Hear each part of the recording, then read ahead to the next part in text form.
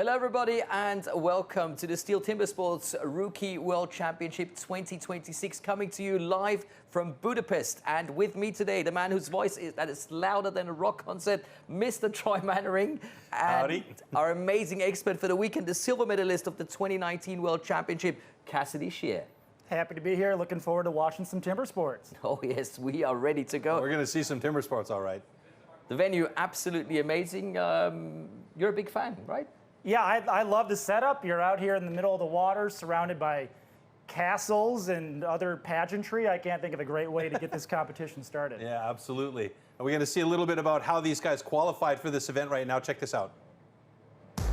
For the STIHL TIMBERSPORTS Rookie World Championship, just 12 athletes under the age of 25 qualify from around the world. The qualification is based on performances in national competitions in their respective countries. The top athlete from the host nation automatically secures a spot in the competition. 4 overseas champions automatically qualify at their respective competitions, joined by the 7 best athletes from Europe who qualify through the rookie ranking. These 12 athletes then face off in 5 disciplines to determine who will be crowned the STIHL TIMBERSPORTS Rookie World Champion. This is how it works, but of course it's not just only us here in the studio. We also have a field reporter who's going to come to you live from this amazing stage, and his name is Laszlo. So Laszlo, take over. I hope you can hear us. We can definitely not see you yet. Oh, there. Szép jó estét, Budapest! Sziasztok! A very good evening. Welcome to Budapest. We are here at the STIHL TIMBERSPORTS Rookie World Championships 2026, here next to the Hero Square. We are going to be shortly welcoming our heroes, the TimberSport athletes. But before we start, we would like to introduce, of course, our very, very important judges. So, let me see if they are already ready. I hope they are ready because we are ready. Are you ready? Come on, let me hear your voices. Everybody is ready for the competition. 12 athletes from all around the world, and of course a local hero you're going to see tonight competing for the trophy, for the rookie trophy. And now we await our judges. They are going to play an important role, of course, tonight. Érkeznek a bíróink természetesen, hiszen ők is nagyon-nagyon fontos szerepet töltenek majd be ma este. Nem csak a versenyzők, hanem a bírók is ott lesznek bizony a verseny során. 12 sportoló, és aztán jöhetnek majd a többiek. Na nézzük akkor! So, first of all, welcome our Global Sports Director, Mr. Spike Milton! Köszöntsük a másik fontos sportigazgatónkat, another Global Sports Director from the United States, Nathan Waterfield! És köszöntsük következő bírunkat, our judge from Great Britain, Andy Hall! És van még egy bírónk, akit köszönhetünk ma este. Another judge from Italy, Mr. Alberto Corbetta. Benvenuto.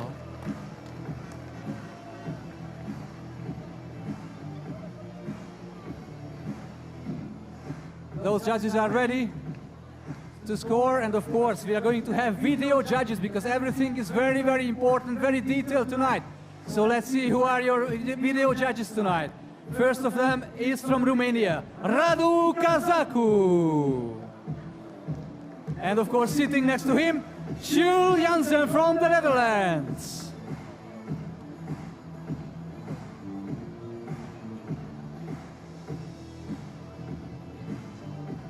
We are eagerly waiting our athletes who are getting ready behind the scenes to come on site.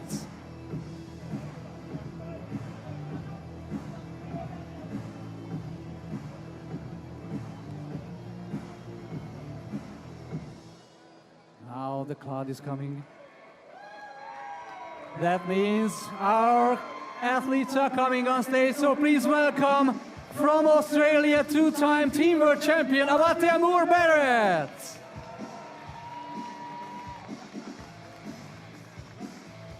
A very important night for him, of course. in the Rookie World Championship. Ausztrál versenyző, kétszeres csapatvilágbajnok egyébként.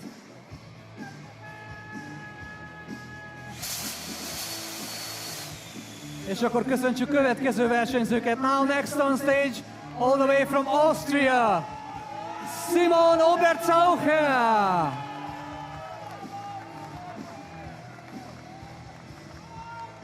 Unser Athlet aus Österreich, herzlich willkommen.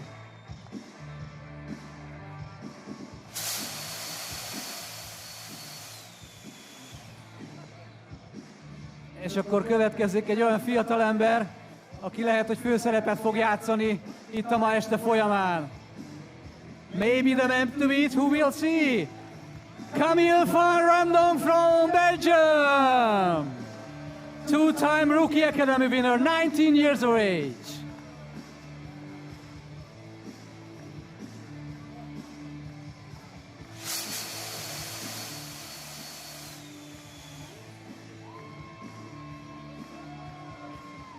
And now, Canadian Rookie Champion in 23 and 25, 23 years of age, Matthew Bard! Kanadai versenyzőnk, kétszer nyerte meg a kanadai újonc bajnokságot.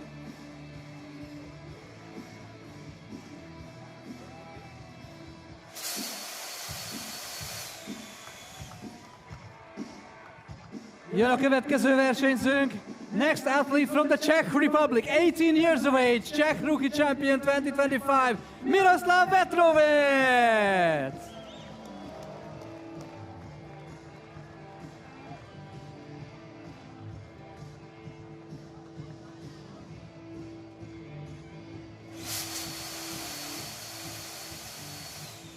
Köszöntsétek nagyon nagy tapsal a francia versenyzőt.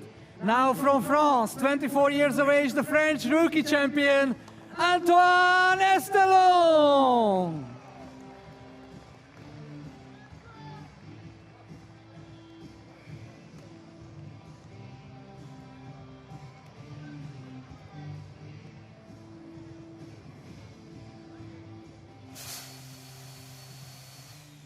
Most pedig szóljon a taps a 22 éves brit versenyzőnek, 22 years of age, British Rookie Champion 2025 from Great Britain, Rowan Luxton!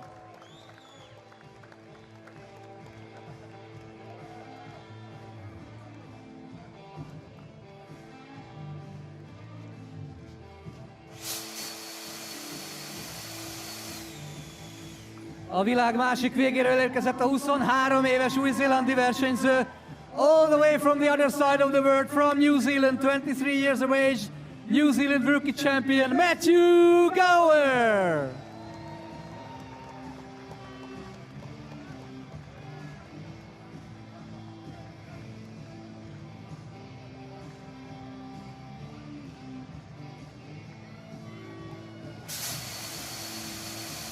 A lengyel-magyar barátság jegyében érkezik a 22 éves from Poland, 22 years of age, Team World Championship bronze medalist in 2025, Nikolaj Grönwald!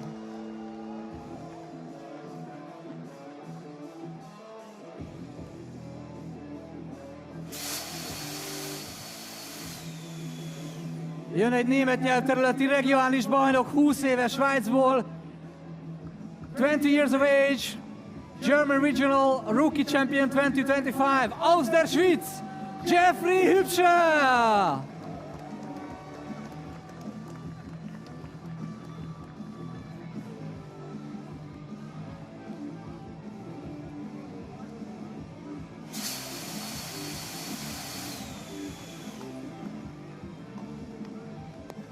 A nagyvízen túról érkezik az amerikai versenyző, 23 years of age, the North American Stockton rookie record holder, Daniel Miner!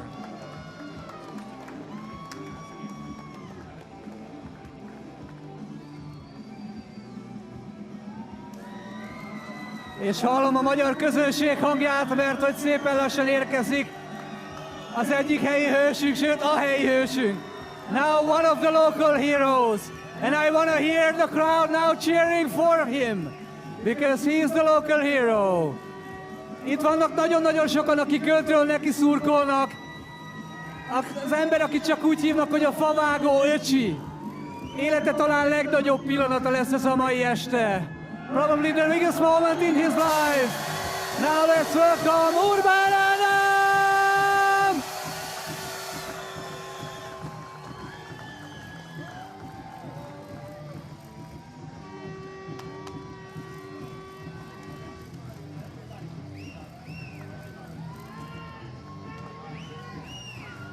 Ladies and gentlemen, are you ready for a great show?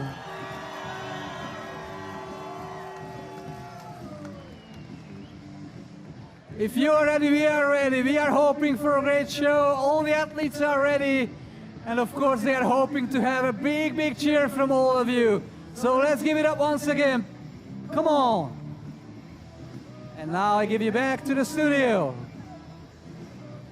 Well, thank you, Laszlo, guys. One thing we haven't mentioned is the competition format.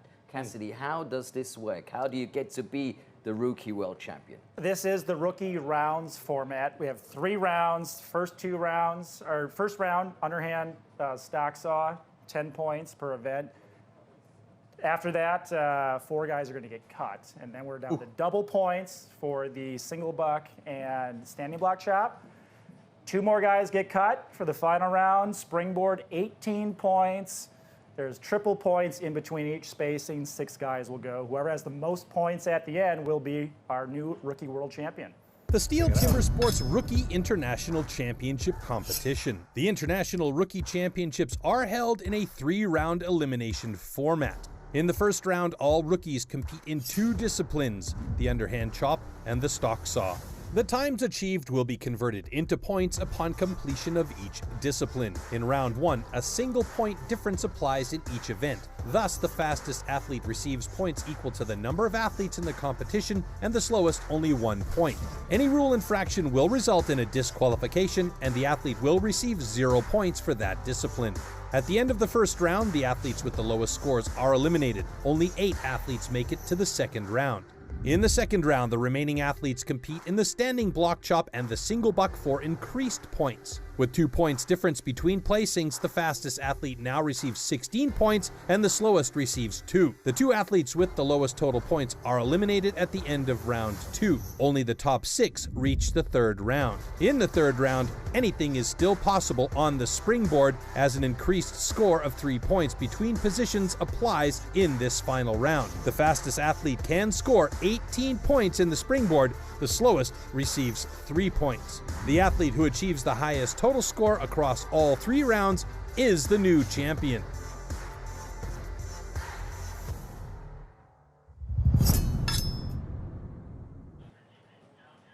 Well, I've definitely prepared my pen. I've got my pen out to make all the scores and put them down. Luckily, we've got PCs and computers that are going to do that.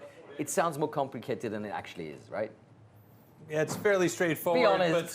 But let's get into it now because you know, the only way to really play a game is to get into the game, and sometimes that's the only way to learn. And so we'll take a look at that first discipline and the tool and the discipline that we're going to be seeing here for the underhand chop.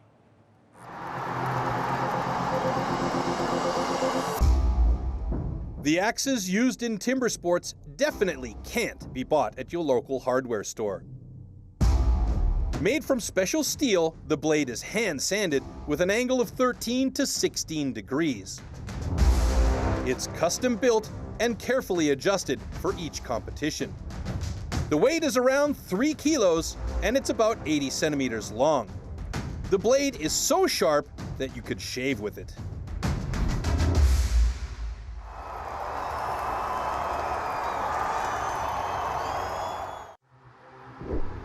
Underhand chop. In the past, the underhand chop technique was used to split logs. Standing on a horizontally anchored block, the athletes use an axe to cut through a 30-centimeter log. The block has to be worked from both sides.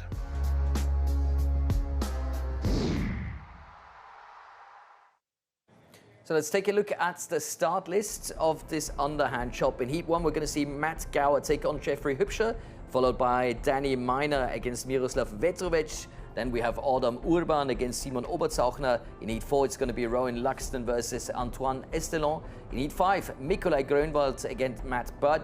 And in Heat 6, Camille van Remdonk against Awata Moore Barrett. And that's going to be a banger. Yeah, that's going to be an interesting one to see because we were waiting, to see a lot and expecting a lot from Camille van Remdonk.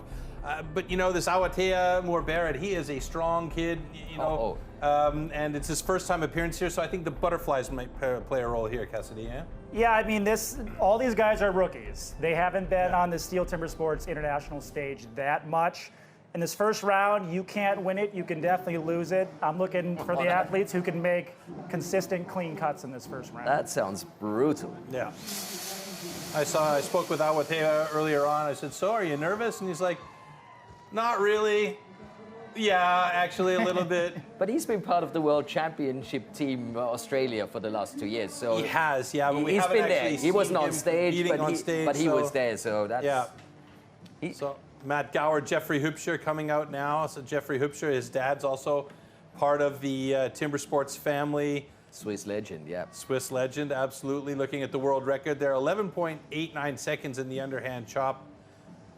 Will we see a world record fall here today with the rain falling the way it is? We could. The wood that I saw in the time trial earlier today was very soft, especially in the underhand.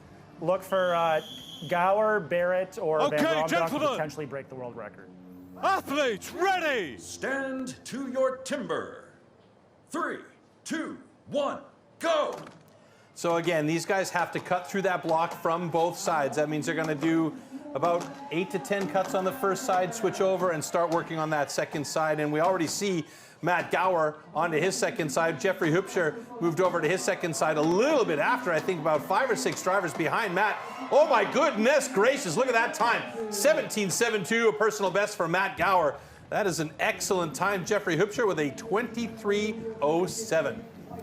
Yeah, that was a very clean cut by Gower. Looks like he went the standard 10 hits on the front, 8 in the back. All these boys from New Zealand, Australia, they are going to be cutting clean. They learn how to chop on hardwood, which is less forgiving. So their accuracy is usually spot on. Congratulations! Both cuts are good. We should point out during these competitions that the first times that we see are almost inevitably unofficial times until our competition control center gets the final push and we get those times locked in. We should also point out that it's not all about power. Accuracy plays a massive role here, correct? Correct, yeah. If you're not presenting the axe correctly, you're just not going to cut as much wood as you should be. And not only are you trying to maintain the angle on the scarf, you're also trying to span the axe across the width of the log. So you're hanging a little bit of the axe out the bottom and on the top. That cuts the most wood each swing. And in these slow-mos, especially here with Matt Gower on those first hits, you could see he hit at the top, then he hit at the bottom on the same side, then moved over to the other side, did the same, and that's where those, as we call them, chips are coming out of the block. Correct. All these athletes will be chopping in a clockwise pattern or counterclockwise, but they're going to stay in that rotation until they get ready to put in the final hits on each side. And they turn around and start that same thing. Those first 4 opening hits on each side are some of the most important of the chop. That's what dictates the scarf angle and how many hits you think you'll end up going on that side. Oh, and that's an influence on your rhythm as well, right? Yeah, yeah.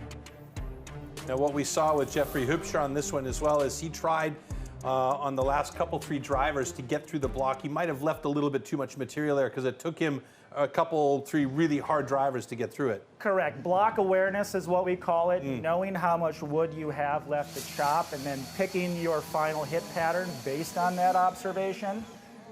The best choppers are going to have good block awareness. Well, the next 2, Daniel Miner and Miroslav Vetovic. An interesting fact here is Daniel Miner currently lives and trains in Ketchikan, Alaska, the rainiest place in America. Really? He started licking his chops earlier when it started raining. I bet he did. I was just going to say, this is absolutely his weather. This is second hat to him. His nickname is Dynamite. Oh, yes.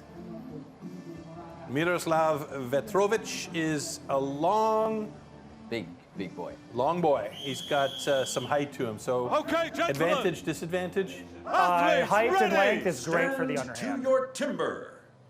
3, 2, 1, go! All right, they are underway. Miroslav is all legs, actually, so he can really utilize that to his advantage.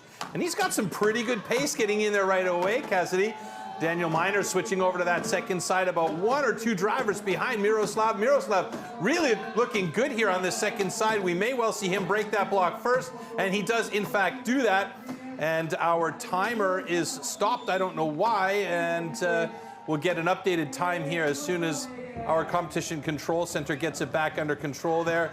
And Daniel Miner, I've got some strange numbers coming up on mine here, so we'll have to just wait until competition control center double checks that situation, and we'll tell you what the times are. But it was Miroslav Vetrovic getting that faster cut. I saw a very clean cut from Miroslav. Everything happened how it should. He drove it off cleanly. Daniel Miner had some problems there. That axe did not like that Okay, wood. It was sticking congratulations. a lot, Both cuts are good. and he will not be happy with that time. And he's got himself a national record, Miroslav, with an 18.94, so a really, really nice run.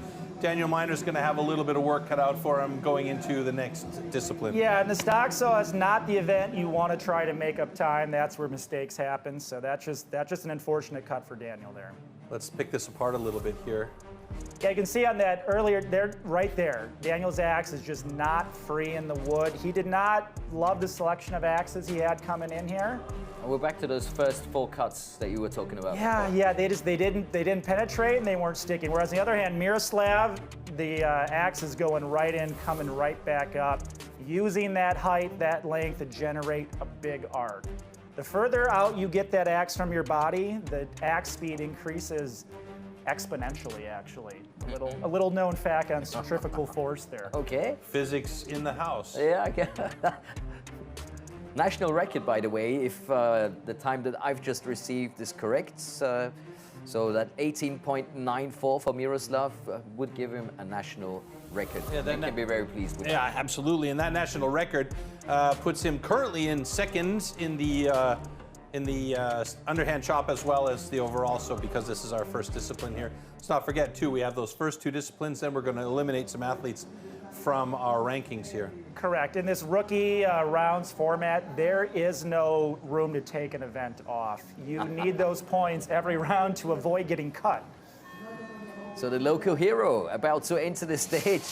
Oh, and listen to the crowd. Brilliant. I love it. And that's going to give him a real boost.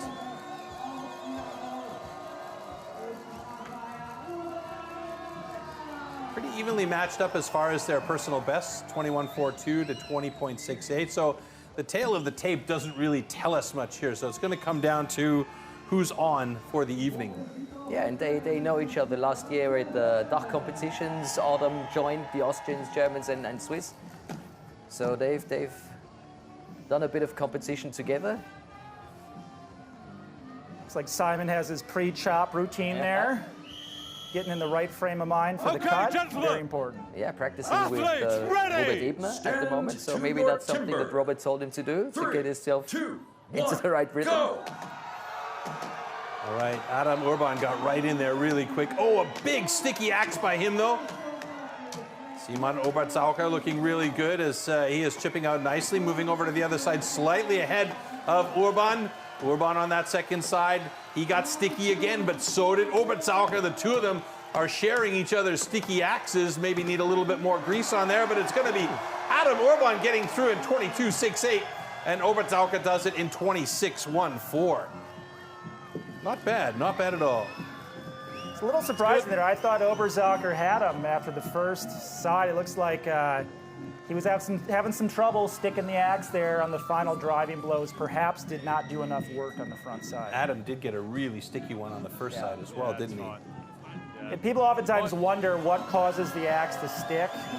Me, for instance. Yeah, not having the right grind for the wood is part of it, but also when you don't present the axe correctly, it's harder to bring the axe out in the same way it came in. Okay, and that's how congratulations. you have an Both axe cuts are good. not stick, is to pull it out the same way that it went in. It's also interesting details. because there's a lot of different axe choices out there. Half banana, banana, wedge, chisel. The number of grinds are endless. The Yeah. number of angled edges you can put on, whether your axe has a hollow. It's a lot to keep track of, actually. But is there an axe that generally an athlete will go to almost every time? I hear. I mean, when in chisel. doubt, go to a chisel, like Yeah. a 14 to 16 degree chisel is kind of the standard, especially on this hybrid poplar. But again, that's kind of an art form. You know, having an axe that is well prepared for the wood, being able to read the wood and know which axe to use, that's where the top pros really do separate themselves. Nice view of the socks, by the way. Very special socks used in the underhand chop. Yes, and I love seeing guys chop in Vans. I love that style. out there on stage. That's very California. So maybe with a bit of luck, we'll be able to get an interview after these slow motions. Yeah, I think they were pulling Adam Urban over for an interview, so as soon as these slow motions are done, I believe we're going to go look down at and see that. him. He's really loving this, isn't Loving he? it, yeah. So I'm here with local hero Adam Urban. I'm going to talk to him in Hungarian, and of course I'm going to translate. Ádám, ez az első nagyon nagy világversenyed. Milyen volt a kezdés? Hogy érzed ezt az első vágást? Az első cél az megvan, az ellenfélt, akivel mentem, azt megvertem. Mondjuk az idő az nem a legjobb, de nem gáz, mert sokat edzettünk esőben, meg hóba, úgyhogy nem hiszem, hogy probléma lesz a következő versenyszámunkban se, úgyhogy megyünk tovább. Oké, és akkor még egy kérdés. Itt vagy a hazai közönség előtt Budapesten, nagyon sokan támogatnak téged. Milyen érzés annyi közönség előtt fölépni itt a színpadon? Valószínű, hogy a legjobb verseny életemben, ami lesz, vagy ami volt, úgyhogy nincs panasz. Ádám, köszönöm szépen. So Adam has just said that this is a very important event for him. He started with the main ambition to beat his opponent, which of course was done. It's not the best time that he was hoping for, but still a good start. And of course, he's feeling the love of the Hungarian crowd. As just we are feeling the love of the Hungarian, but of course the whole crowd. So we are really, really pumped up for the competition, for the further events. So we are really, really looking forward for the continuation. Now back to the studio. Oh, yes. Laszlo looks like he's having some fun out there. I don't know who was more excited about that interview, Laszlo or Adam. Yeah, but the crowd, I mean, look, it's raining and Budapest is still on fire. Yeah. Just love that. That's STIHL Timbersports. You definitely have to hand it to that crowd. It's not necessarily warm out there right now, and it is raining, but Not they are that out there comfortable, yeah. cheering on their local boy Adam in that first round heat win. Yeah, and at the moment, as you see from the standings there on the bottom right-hand side of your screen, Adam Urban currently sitting in third place just behind Miroslav and Matthew. So, yeah, he's in a good position right now. There's still quite a few athletes to go, but at the moment, he's standing strong. Yeah, we're halfway through the heats. The next one is going to be Rowan Luxton taking on Antoine Estelon. So it's Great Britain versus France. And our crew is doing their best under these really difficult conditions to get the stage set for the next heat. Yeah, I think the view we have from here is amazing. And actually, I'm quite happy we're not outside at this very moment because the rain seems to be getting heavier and heavier. Yeah, it seems to, huh? Not easy for the athletes. No, I mean, rain can be a factor. The stage itself has a grit material in it that keeps it pretty grippy even in rainy conditions. The biggest factor for an athlete is going to be wet axe handles and saw handles. The saw handle especially, that's one. Like the axe handle, if it's a little bit wet, it's wood, it absorbs it, it's not a big deal. But You very often see there's a little bit of that zinc on there or that chalk as chalk, well, yeah, right? yeah, that can help with the grip. But the saw handles, they're made of metal and they just get a bit more slick. What about gloves? I've never seen anyone use gloves. Well, you don't use gloves chopping so much because you need to be able to slide your offhand. Having a glove on your dominant bottom hand, yes, for sure. And then again, in the single buck, your hand is rotating on that saw handle, and you actually want a loose grip when you saw, believe it or not. Yeah, I'll have to remember that when I'm on the single buck in Loose Great grip. Britain next time. Loose grip, Troy. That's the way to do it. That was a very loose grip that I saw try, to be honest. Hey, oh, whoa, whoa. All right, Rowan Luxton up against Antoine Estelon. Rowan Luxton's favorite discipline coming up right now, the underhand chop. One of his better disciplines is the standing block chop, so obviously he's good with an axe in the hand. Let's see if he can hold on to the favorite discipline here up against Antoine Estelon, who's got actually a better personal best in this discipline. And in the French Rookie Cup, those were the two on top of the podium. Okay. Athletes, ready! Stand to your timber. 3, 2, 1, go! Oh, very nice start. I think Antoine might have gotten in there a little bit faster than Rowan did. Rowan looking pretty good. He's not super accurate, but he's got a lot of power in those drivers. Yeah, and these look like some pretty good blocks. Antoine blew a giant chip out his first hit. That's a sign of a good block. Yeah, I mean, both of these guys looking like they're going to get through pretty good. Antoine Estelon with a national record, and Rowan Luxton also with a pretty solid time. Exceptionnel, fabuleuse. Oh, wow. So Rowan Luxton slips himself into 4th place, just behind 3rd place Antoine Estelon with a 21.53. Antoine with a 19.48. That's 2 national records and a personal best so far. And we always say we love to see those personal bests and records drop always, because that shows signs of improvement as we move along. It's great validation up there to see the PB or the NR or the WR next to your name after an event. Validation, that's an absolutely excellent way to describe it, yeah? Never really thought about it that way, but yeah, you know, I always say it's nice to see the improvement, but validation is absolutely appropriate in that case. And that, by the way, is my favorite sentence. Both cuts are good. Yeah. With you there. Oh, and look at the joy in his face. These guys really happy to be on that stage. It's a great feeling coming off a great cut on a STIHL Timbersports international stage. No other stage in the world has the pageantry or the production value we have here. It means a lot. I can see it in their smiles. Those guys are feeling really good. I was amazed the first time that I saw Timbersports live more than 12 years ago, the fan base and the people in the audience that just went bananas. And this was a long time ago for me, with relation to, you know, where the sport has come to now and the amount of production that goes into it and the professionalism behind that production and all of the pageantry, like you mentioned, that goes into it now. Even back then, there were flags waving, people screaming and yelling and going bananas in the crowd. I loved it from the get-go. It was just, for me, it hooked me right away. Yeah, and if you think of the wood production, the cameras that are being used to make sure that everything is perfect, that's some serious salad right there. Yeah, it's got the chips blowing right out there. Those were 2 very nice blocks. Really seemed to come apart well, and the guys had great axe selection as well. And that's that grain you were talking about earlier on when we were off. Yeah, I tend to notice this, and a few other athletes agree with me, that when you see that kind of that discoloration in the heartwood, that marbling, those blocks tend to be a bit softer than the ones that are all white throughout. I love the details. This is so good to have you here. It's for me, it's a block of wood. Yeah, our profession is chopping that wood fast, so we're going to pay attention to any factor that goes into that. So now you mentioned a lot of the times the mullet or the Trojan lid, or as we say from Canada, the hockey hair.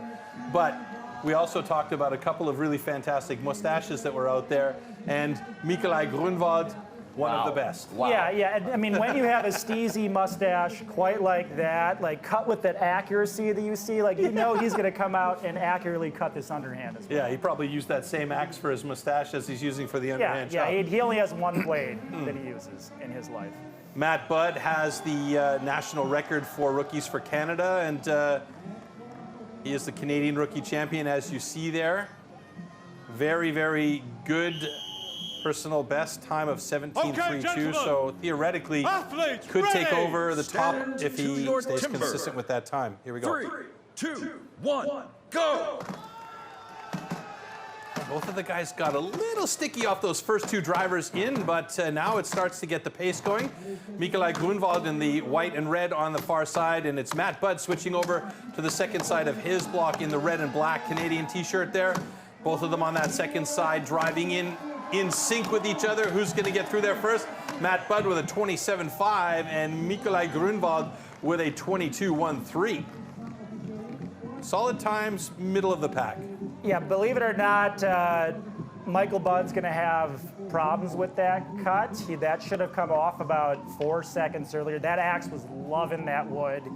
He drove a little bit early. Rather than go straight to his bottom driving blows, if he would have taken one more chip out, that could have come off 2-3 hits earlier. I also watched him in the practice earlier on. He was sweating bullets over what axe to use. He went through 5 or 6 different axes, just hitting one time into the block. Yeah, all that selection paid off. That axe was loving that wood. If anything, it loved it too much, and he was burying the axe a little bit, and it was a little bit sticky.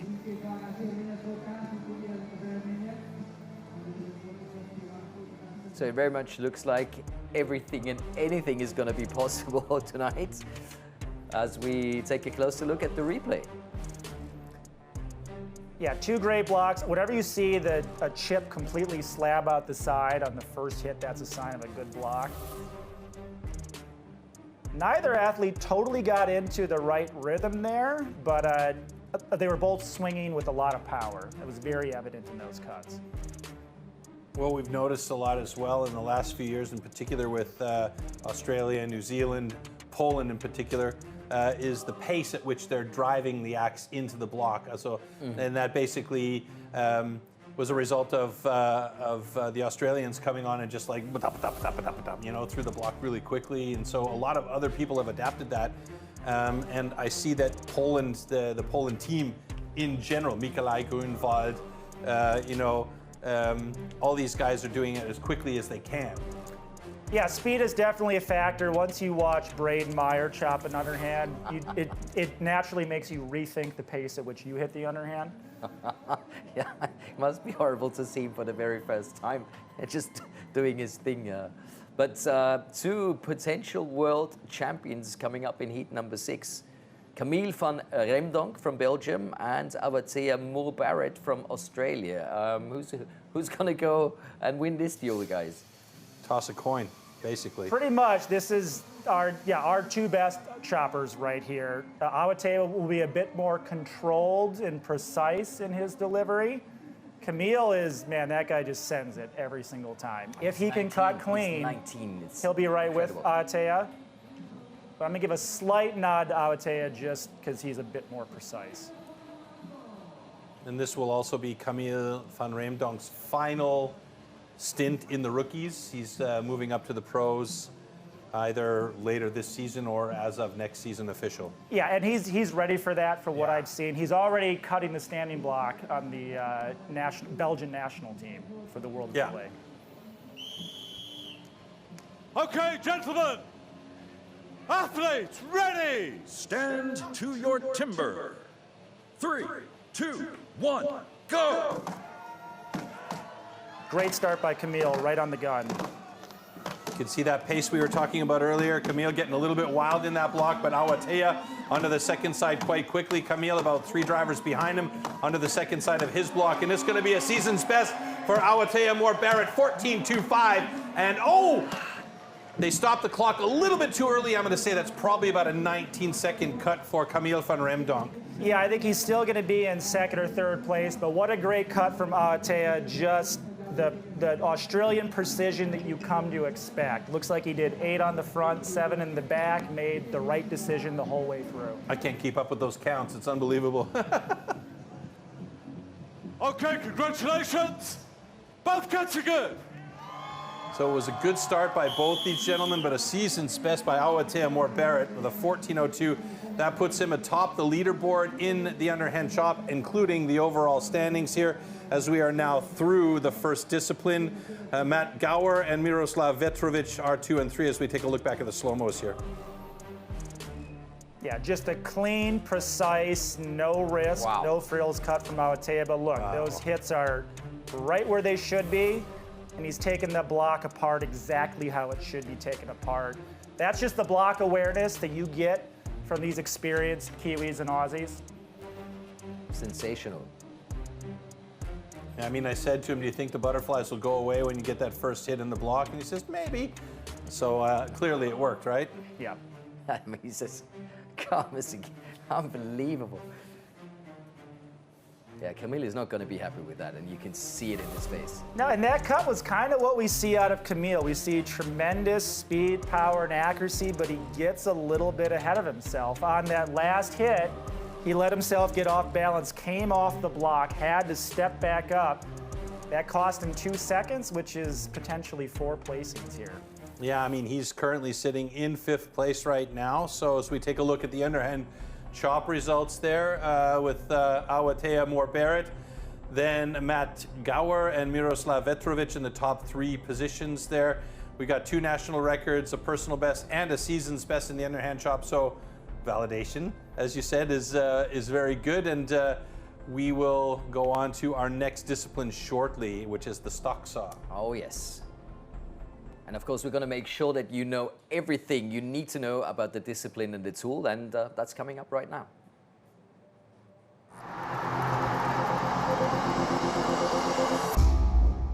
The STIHL MS661CM stock saw is used in STIHL Timbersports as the ultimate test of operator skill. Designed for the toughest jobs in forestry, it produces approximately 7.3 horsepower, has a displacement of 91.1 cc, and weighs 7.4 kilograms. To ensure evenly and fairly matched saws, professional STIHL technicians prepare and test the saws before each competition. Stock saw. After the starting shot, the contestants have to cut 2 wooden discs, so-called cookies, within a 10-centimeter mark, one downward and one upward. The attempt is only valid when both discs have been cut off completely and within the marks.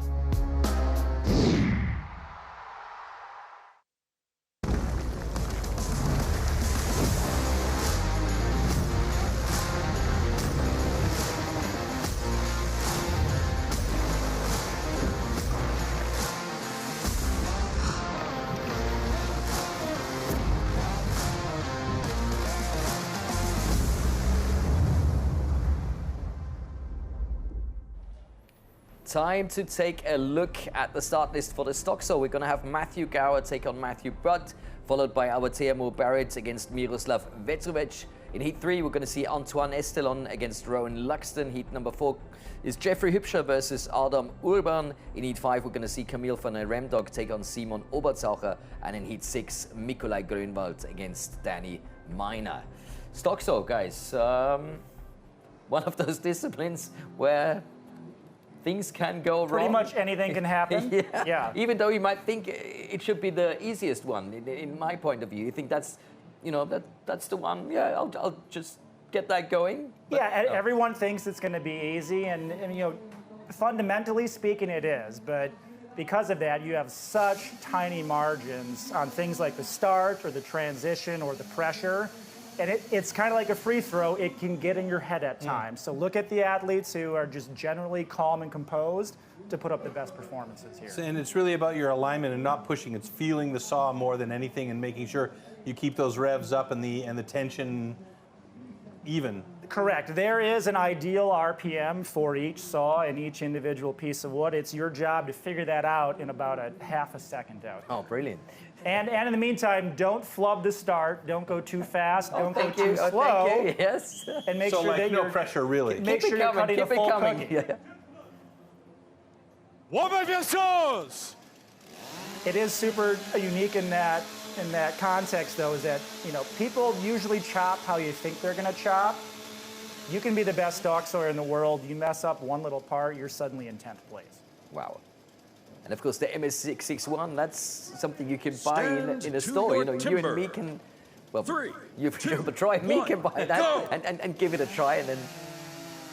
All right, looks like a good even start by both of the guys. Matt Budd's got a nice thin cookie.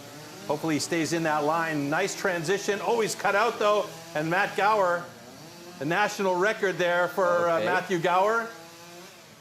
And Matt Budd is not going to be satisfied with that upcut at all. Nope, that's one of the things I was talking about there. He started anticipating that transition before it happened, took his finger off the throttle a little bit, had to recut, and then still bungled that transition a bit. Yeah, you can see it even from this angle. There's a light cut out, and he had to reset and cut again, so he had a complete cookie. He's got a complete cut, but that gives him a problem with the time. Last place is still better than 0 points. Yes, for sure. And Matt Gower with a national record there with 11.15 seconds. So by default, that will put him up into the top spot for the moment. Yeah, that was a smooth cut. Everything looked to happen how it should on his cut. I mean, it appeared from my side that both these guys got into the wood nicely. You know, Matt Budd and Matt Gower both. Yep, it was great. You're going to see right here. That must have been Gower's cut, but Matt Budd had difficulty right before the end of that first cut. We should see it on this angle here, hopefully. Looks like he slipped a little bit there, lost his footing. Yeah, you can see he cut out twice there and really had to take a lot of time. He did. And how you align your body is very important. I go through a consistent routine of measuring where I'm at, where my stance is at. I've learned so much in the last 5 minutes. I can't believe I'm making notes. You know, it's like, oh, position is that. It's not a difficult event, but it's super technical, and little precise alignments and movements really matter. And it's interesting to watch too. Some of the guys have these very interesting routines, and the adaptation of the rubber mats has also helped a lot in the last years. You can see them, you know, thumbing and giving the old hang loose from the block to the handle of the saw, and then they'll do a couple of lifts and placements with the saw off and everything. It's very much a mental game as well, right? Knowing that you've got everything just the way you want it. It is. I equate it to like a free throw in basketball, or even your opening driver hit on a golf course. You have a routine to get a line, get mentally prepared, and you make that part of your competition routine. Yeah, normally you would say, okay, you hit 10 out of 10, but you don't. And you have the extra pressure, then you have that small slip. And like you said, those small details obviously make the big difference. And if you have to collect points to win the World Championship, this can be really, really painful. Right, and I've seen in the U.S. in the men's championship final, 12 of us within a half a second. First place to 12. So you really have to dial in every movement. And that, I mean, it says everything you need to know about the quality of the sawyers that are there with you as well on stage. So it's the same situation here, you know? So here are our next two athletes. That's heat number 2, Awatea Moore-Barrett against Miroslav Vetrovic. Currently in first and third place, I believe. So this would be a very, very important cut for both these athletes.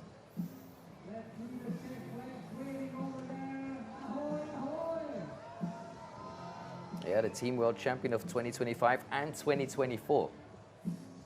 He didn't actively take part on stage, but he was there, and he's used to competing in front of an international crowd, and that might also be a big difference compared to somebody whose first appearance it is in that kind of setting. All that stage experience helps, and yeah, being the alternate for Australia is still a big deal. It's not too bad, yes.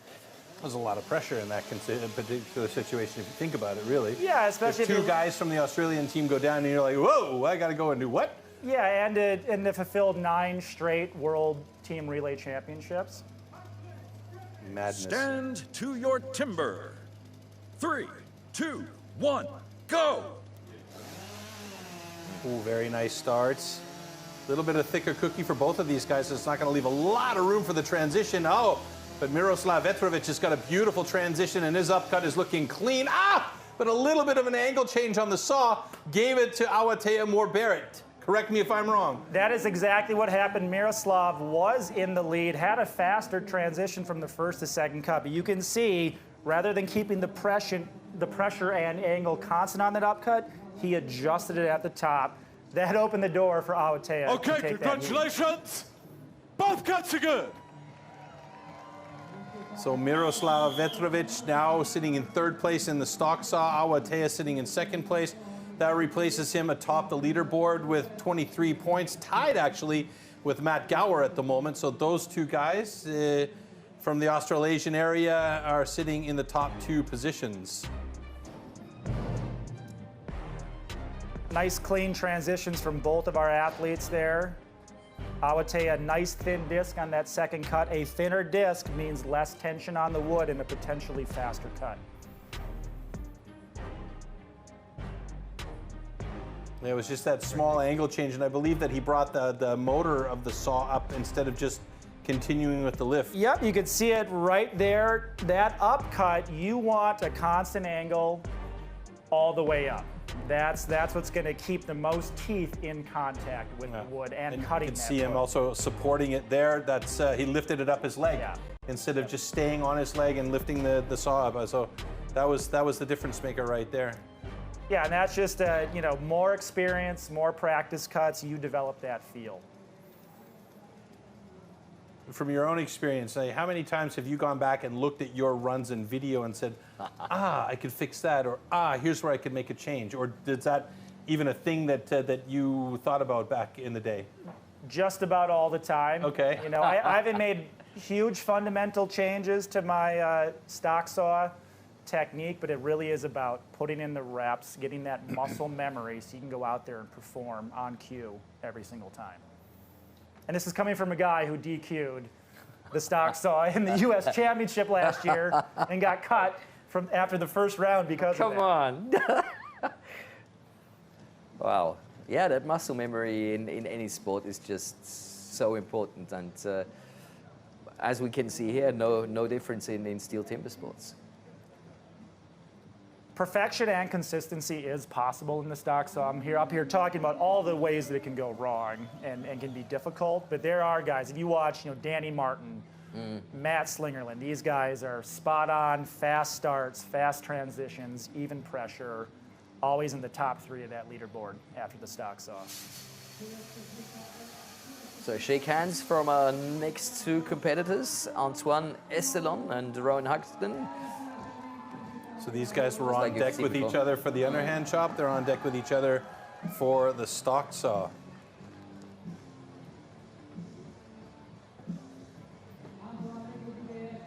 And you see second place French Rookie Cup and first place French Rookie Cup 2025. They must have déjà vus competing at each other.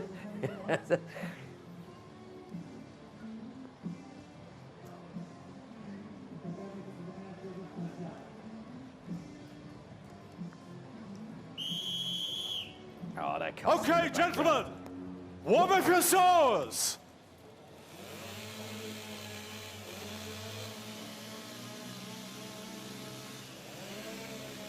Why did he shake his sword? So that's the old Mike S. shake and bake. Warm what? routine. The theory Athletes, there is ready! that you can Stand oxygenate to the your gasoline timber.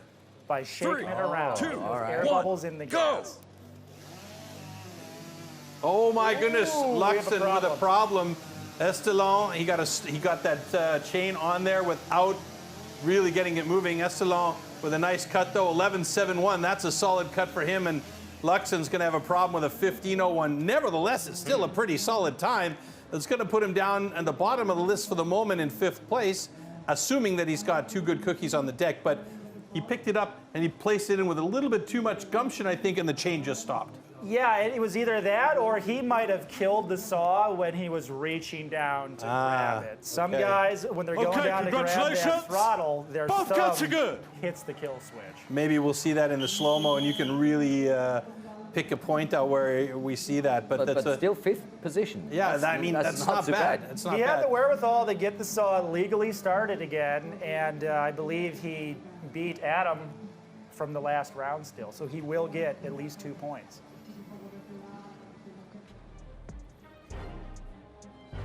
Maybe we can see it from this angle. Oh yeah, he didn't Yep. even get onto the block. He, You're right, I he think. killed the saw reaching for You it. said it. And I can tell you that's probably one of the worst feelings you can have Oh. in timber sports.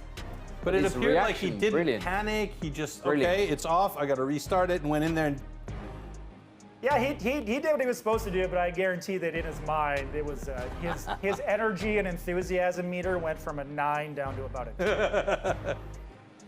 oh man.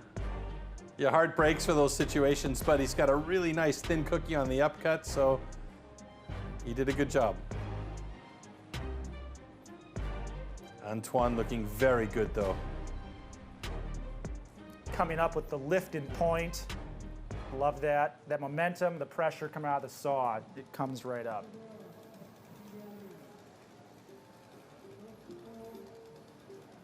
Yeah, now back to that Mike Esch shake and bake warm-up. Yes, please. No one knows if it actually works. I just think it looks kind of cool, and it's kind of old school, so I do it on occasion.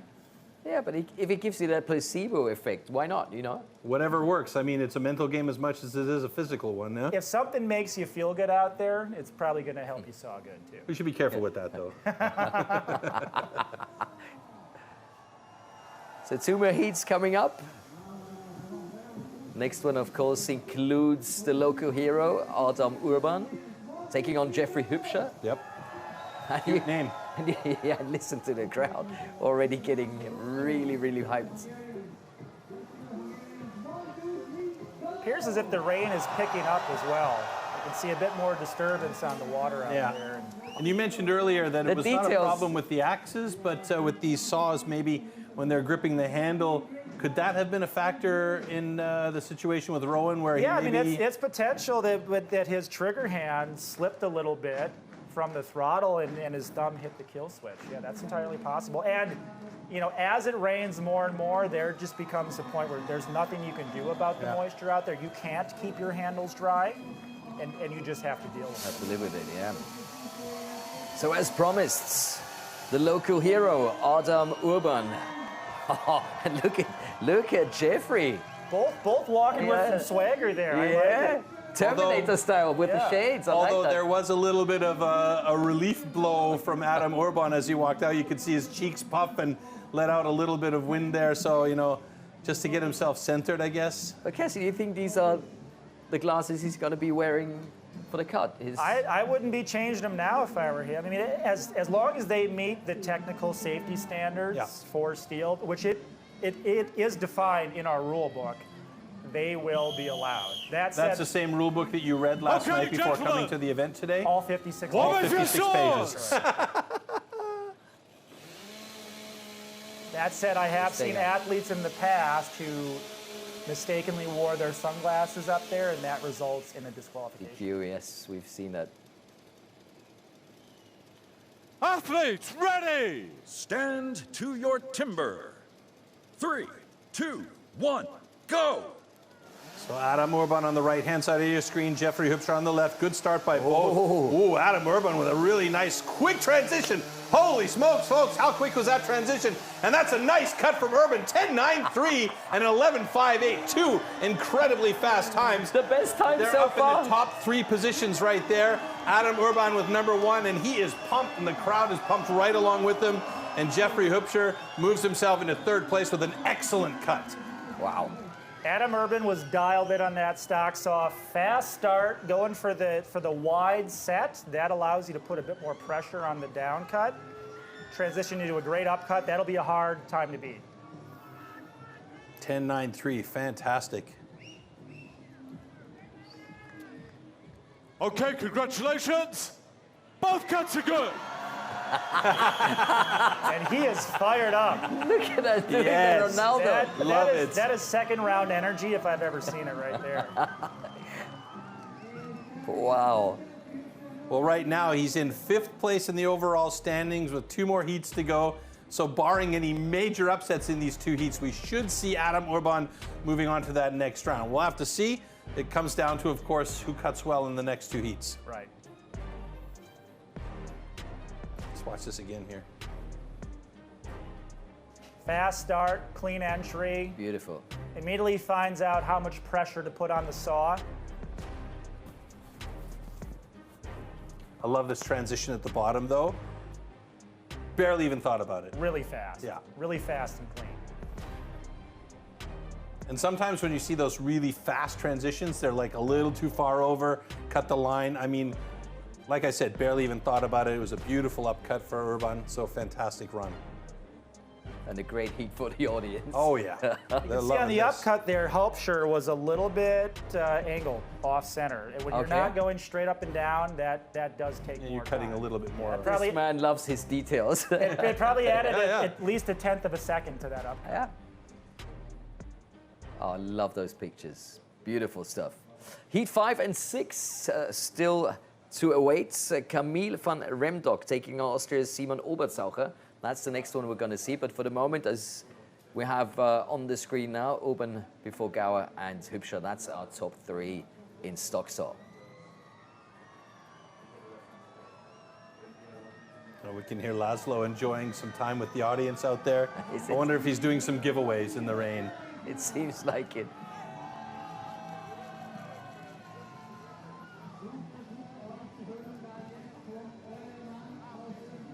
So Belgium is renowned for their stock sawyers. Let's see how Camille comes across with the saw in his hand. He has a chance right now. He is currently 8 points in. If he does well here, he could theoretically jump among, you know, the top 2, top 3, if he gets a good score. Well, he definitely wants to get some points in this discipline and not lose contact to the top 2. This is going to be a critical cut for Camille. Again, he has so much speed and power, and he wants it so bad. I hope he can just stay composed on this cut, because again, it's, you know... His national record is 9.34, so that says quite a lot about his composure with the saw in the hand. Right, We'll and see. you know, smooth is fast in the stock saw.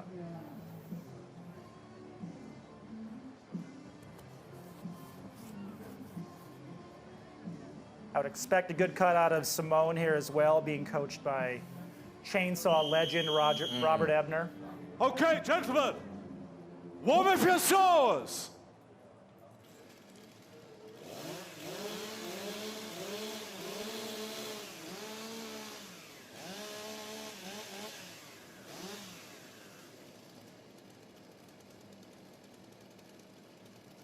Athletes, ready! Stand to your timber. 3, 2, 1, go! Oh, good start. Camille and Simon both. That's a fat Pretty cookie for Simon. Holy Big moly. miss for Simone there. He's going to have to thread the line there. Camille van Rendonk, 11:59, walks away from it, and that is a solid time. 4th place in stock saw. Is that going to be enough to get him up among the top 6? Yes, it is. 4th place in the overall standings as well, and he's a little bit relieved there because I think he was probably doing the math in the back there before he came out on stage. I love those reactions. Beautiful. I loved how he stepped away from the block and turned and looked at his screen. Yeah, probably the most common reaction by an athlete after the stock Okay, saw is congratulations. one of relief Yeah. Both cuts are good. that event is over now and you didn't screw it up. But mostly, if you didn't screw it up, I'm sure.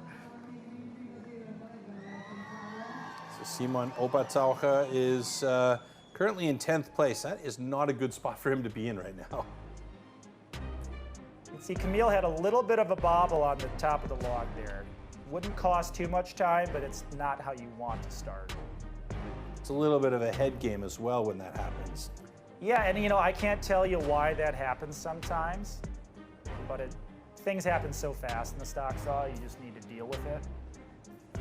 The bolt cuts look good after that. You can see that Simone had a bit of a bobble on the upcut there. He didn't have a whole lot of wood to work with because that first cookie was so thick. But he did a great job keeping it thin, so I He mean, did. He has two on the deck kudos to him, right? and is getting those points. That is a fat chocolate chip cookie right there. Oh, wow. Great upcut. Whew, have to be really careful on that one. Oh, beautiful pictures.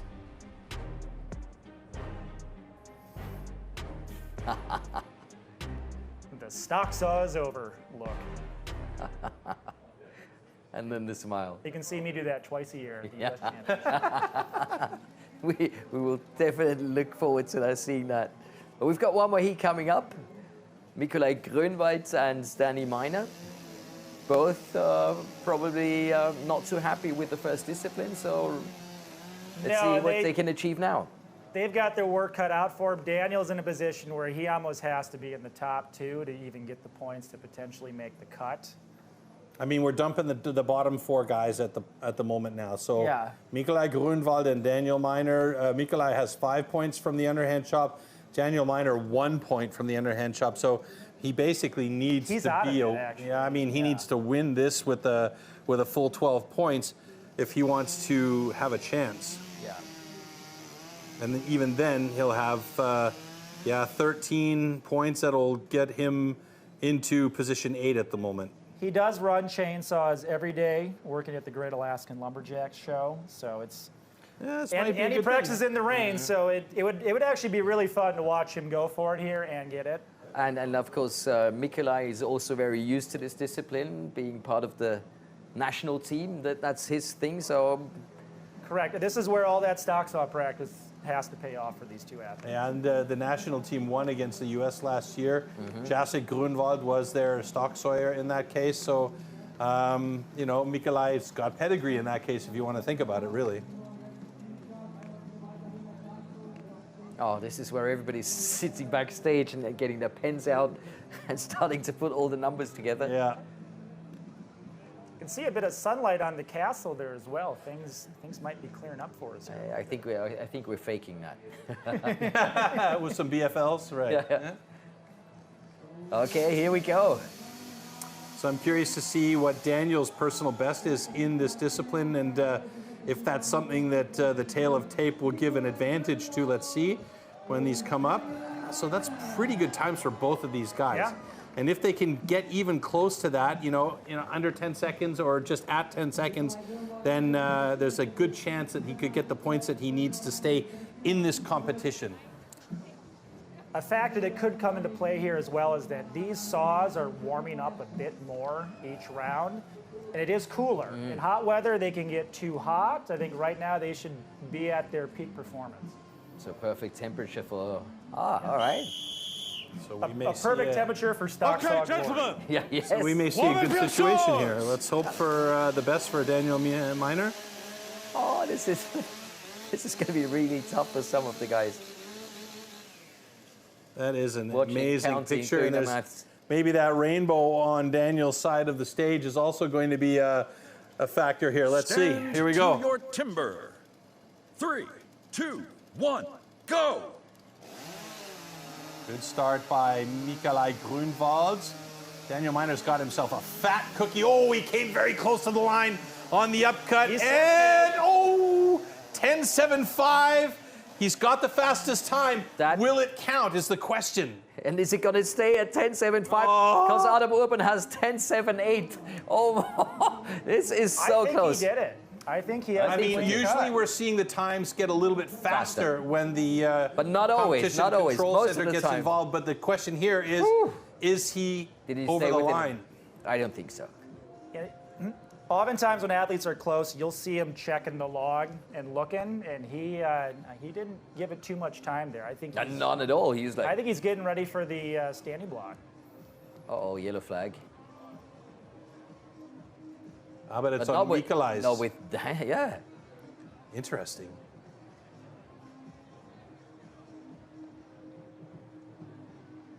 Should note to the fans that just because a flag has been thrown, that doesn't mean that a DQ is. Yeah, it's just a pending. warning that they're going to look at it. And we could see here the under review is a cut line or a question mark, so that's what they're looking at right now. For me, it looks like the line is more or less still there. I would say both cuts are good, but it's a judging decision. So we made a video review for stand A for a potential cut line. However, both cuts are good. All right, so that means Daniel Miner Takes has, the- in fact, the fastest time with a 10.57. He's got the fastest time in the stock saw, which he absolutely needed. So you mentioned earlier, it's really tough to come and gain the points that you need in stock saw. He's done exactly that. And that means that he is currently sitting in 7th place in the overall. Wow. And he's moving on to the next round. I can't imagine a situation where you have more pressure in the stock saw. It already has enough pressure to go out there and clean, to go out there knowing you have to win the event to advance. Oh, you can see there, he pulled the, I saw what happened there. The tip of the bar went in too far and he didn't get the complete cut, so that cost him a little bit of extra time, but great job by Daniel Miner. It looks like in that case, then we're going to say goodbye to Mikolai Grunwald, Simon Obertzauker, Matt Budd, and Rowan Luxton, unfortunately. We are losing 4 going on to the next round, right? Yeah, and something to notice there is all 4 of those athletes that didn't make the cut had problems. Stage with in the Daniel stock saw. Miner.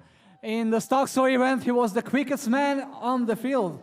three hundredths of a second quicker than all the others. How did you feel yourself out there? Felt good. Knew I had to go for it after the first event, so that's one of my strongest events, so I really just went after it. What are you waiting for from the next events? Just really looking into dialing in the chopping a little bit, trying to figure out the sawing a little bit stronger, and then hopefully can move on to the last event, the Springboard. Are you feeling the love of the American crowd? Yeah, always feel the love over there. Thank you very much. That was Milner from the stage. Back to the studio. Very calm and collected, this young man. Huh?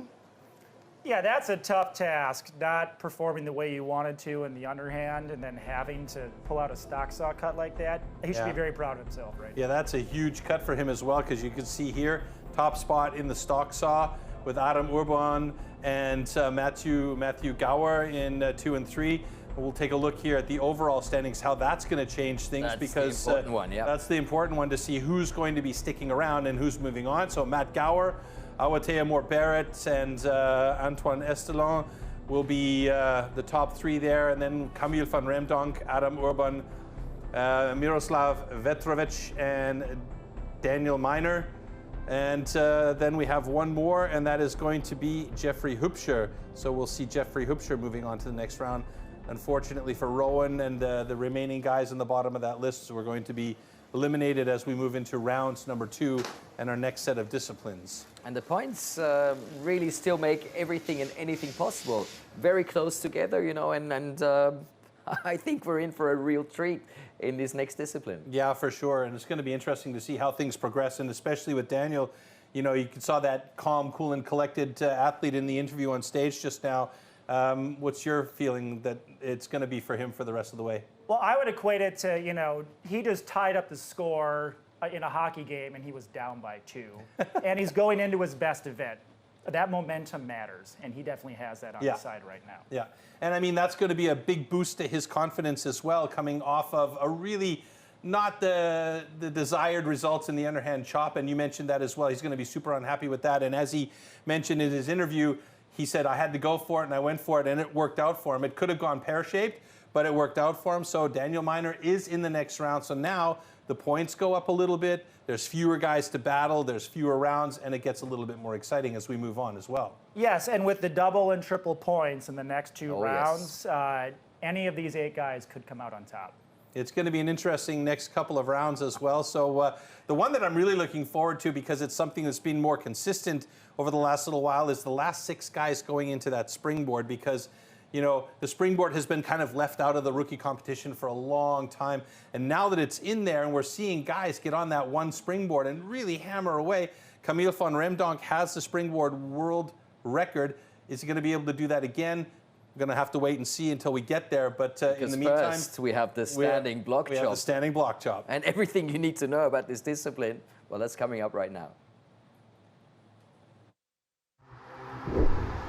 Standing block chop. At the standing block chop, the felling of a tree with an axe is simulated. A vertically positioned wooden block with a diameter of 27 centimeters has to be cut through from both sides. A powerful and precise swing with the axe is the premise of a good result.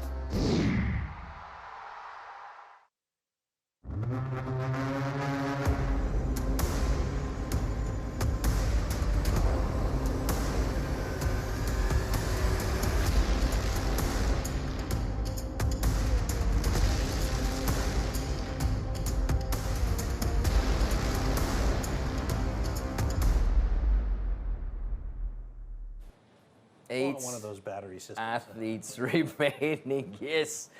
We're into the standing block chop. What about that discipline? What do the rookies need to look out for now? You know, and again, in these first 2 chopping disciplines, the underhand and the standing block, don't try to win it just yet. Go out there and cut like you know you can cut. Keep it calm, keep it cool, keep it collected. That's what I always tell Troy.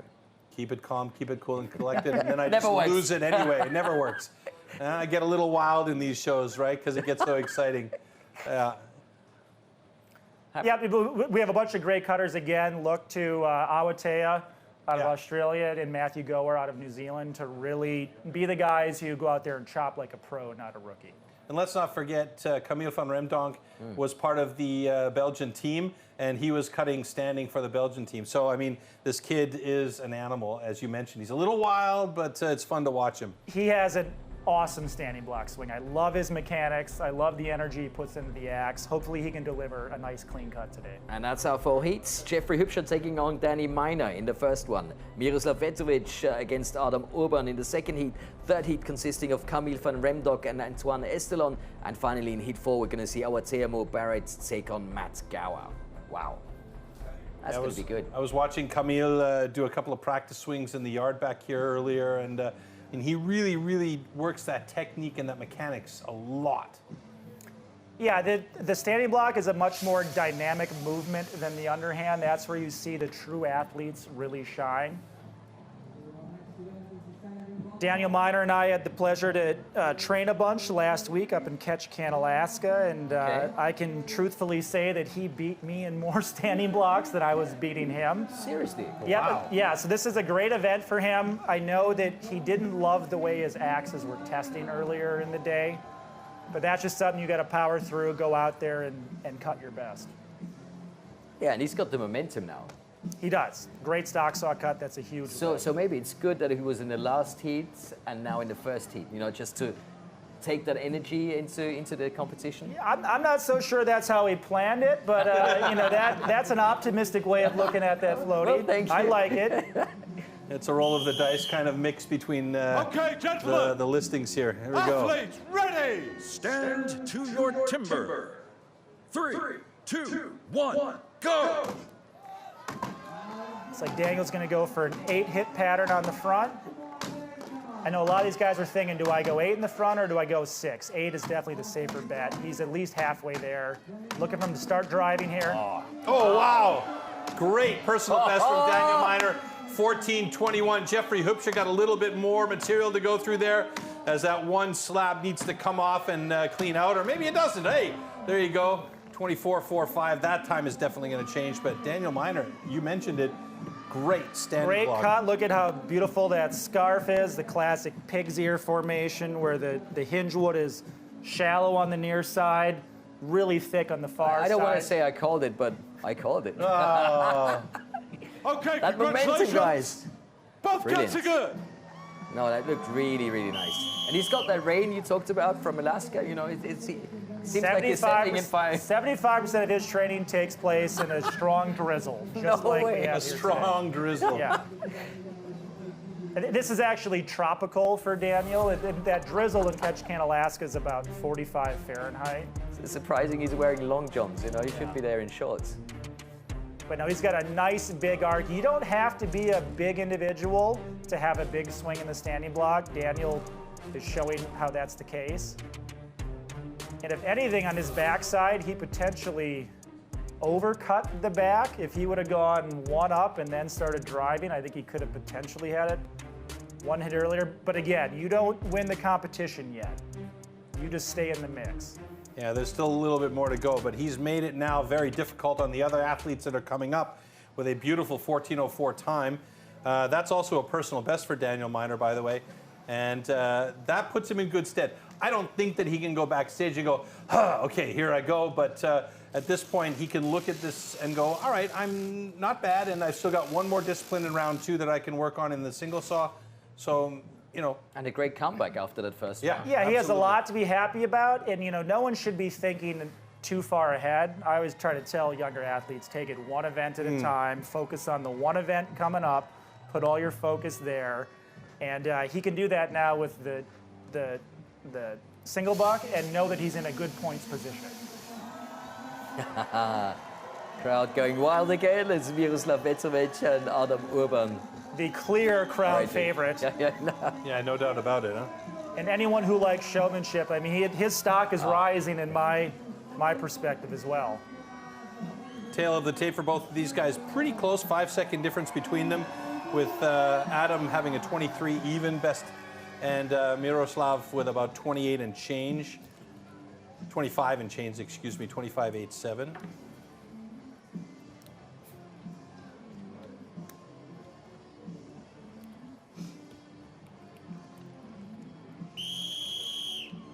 Okay, gentlemen. Athletes, ready. Stand to your timber. 3, 2, 1, go! Getting right into it. Miroslav Vetrovic with that long, lanky set of limbs of his is looking pretty good, but Adam Urban nice and quick to the other side, although he is slightly behind Vetrovic here, but he might have it. One more driver is going to do it. 19.62, a personal best for Adam Urban, and he is stoked about that, loving the energy that he's getting from that crowd. I mean, to give the crowd a personal best, what more do you want? And I wonder how much influence Botans Deutsch has with this young man, the legendary Hungarian chopper. Congratulations. Both cuts are good. Good times for both of these guys, actually. So. Solid cuts that should hold up for decent points. Miroslav got a little sloppy on his scarf there. You can see some big steps where he's not hitting the axe in the same place every time. Adam looked a little bit cleaner, but again, he potentially overcut the backside. This wood's coming apart a bit easier than the guys may have expected. So it looks like Miroslav's going for pace more than he is for accuracy and power, of course, as well. Yeah, he just, on his up hits, he doesn't have quite the slope you want. He's not getting the body low enough. Wow, look how close that was. Adam had a nice stance and a nice swing, but again, just not as smooth in the movements as you'll see from guys like Matt Go or Awatea or Daniel Miner in that. But their reaction. 12/100ths so of a good. second difference between those two guys as well. It's just real close. Well, there's a picture for you. Maybe there's a pot of gold for one of our boys at the end of the rainbow here, eh? Yes. I mean, Harry Potter used to be. It's magically delicious. or a giant dish of chicken paprika. Or that. Oh, yeah. right? Which I had last night, and it is quite delicious. So, Troy, we know what we're going to do after the show. Oh, yeah. Search for the find end of the the pot, rainbow. All right, heat number 3 coming up between Camille van Reemdonk and Antoine Estelon. I'm really looking forward to seeing that one because I got to say, I'm a big fan of Camille van Reemdonk since I've seen him as a young man, you know, hanging out with his grandpa at these events while his grandpa participated, and then himself participating, and his grandpa is always there with him. I mean, it's a really lovely story between And these the two. way Camille talks about his grandpa is unbelievable. Yeah. It's so great to see those two guys. Yeah. Brilliant characters. And Camille, I mean, I can't believe he's only 19. He's Yeah, so yeah. mature and so focused. Great actor. And you never see a cell phone in the possession of either of these two guys when they're together. They're just talking with each other, you know? So Like in the good old times. there's hope for the future. There's hope for the future. Look at that national record, 10.70. Whew. Speedy. That's fast. He is rocking that Gen Z Belgian Euro mullet there. You mentioned this earlier, yeah. Which scientifically does add 10% more power. This is like the Achilles heel, right? Just don't cut it off and you're good to go. So time under 10 is possible, you know, with that hairstyle. Big kudos to our camera crew on stage as well, capturing those amazing images Okay, with that gentlemen. rainbow in the background. The rain has finally Athletes, stopped, so ready. it's looking beautiful Stand out there. Here we to go. your timber. 3, 2, 1, go! Ooh, sticky axe for Camille. Antoine Estelon looking very good as he's getting clean. And but that stuff is just flying off for Camille van Reemdonk. Camille went for Antoine Estelon, and he's on his second side already. Could this be a good time for Camille? It's not going to be his fastest, but it's going to be a solid time. Second place behind Daniel Miner. Antoine Estelon struggling a little bit there with a 22.52. A very aggressive cut from Camille. He went 6 on the front, 2 up, 2 down, 2 up, whereas Miner went 8. And yeah, he has just a nasty swing. There's no other way to put it. Just a dynamic, fluid, getting all that rotation from his legs right up through his midline. I think a Okay, lot of that congratulations. knowledge about how to use Both that cuts are core good. comes from the fact that he does shot put and discus in track and field as well. So you know, very much of that comes from that. Lots of people don't know this, but the throwing sports in track and field have the most athletic carryover to timber sports of any other sport that Which makes sense. Yep, it's all that rotational power. Look how deep he is, though. On Wow. those. Wow. You got a really sticky axe on that first one. He had to wedge it and get it out of there. You know, and that may have had nothing to do with axe selection and just how far he's burying the axe into the wood. Look at that shot right there. Fantastic. Love it. Somebody's going to give that cameraman a bonus. That's some angry hitting right there. Oh, you wanted one more. Ah! Those are those moments where you kind of go, eek. Yeah, you know what? And he kind of lost the win there. He perhaps got a bit aggressive on the backside. It looks like he just went 1 up rather than 2 up. If he would have tried to go 6 on the back there, he could have had that a hit or 2 earlier. Imagine that. And you can see here, this block also split in the middle. So a lot of that power that Antoine was putting in there was being absorbed by the block bending away, right? Yeah, what could have happened there is he might have thrown one of his down hits in at too steep of an angle, and the wood's so good it didn't have enough tension to keep it together, and he split it. And yeah, you don't want to have a split block. That absorbs some of your power each hit after that. So it really is a finite amount of angle, like you say, presenting the axe correctly to the wood to make sure that you're not, you know, skipping off the block on your upcut or cutting down and into it and splitting the block on the down cut. There's a lot of it's almost like science that goes into this. It is. Each block has a magic hit pattern that if you deliver the axe correctly, it'll come off hit pattern. I like that. as fast as possible, and that's why, you know, in the more experienced guys, especially in the rookie division, the Southern Hemisphere choppers, they seem to tune into that magic hit pattern more often.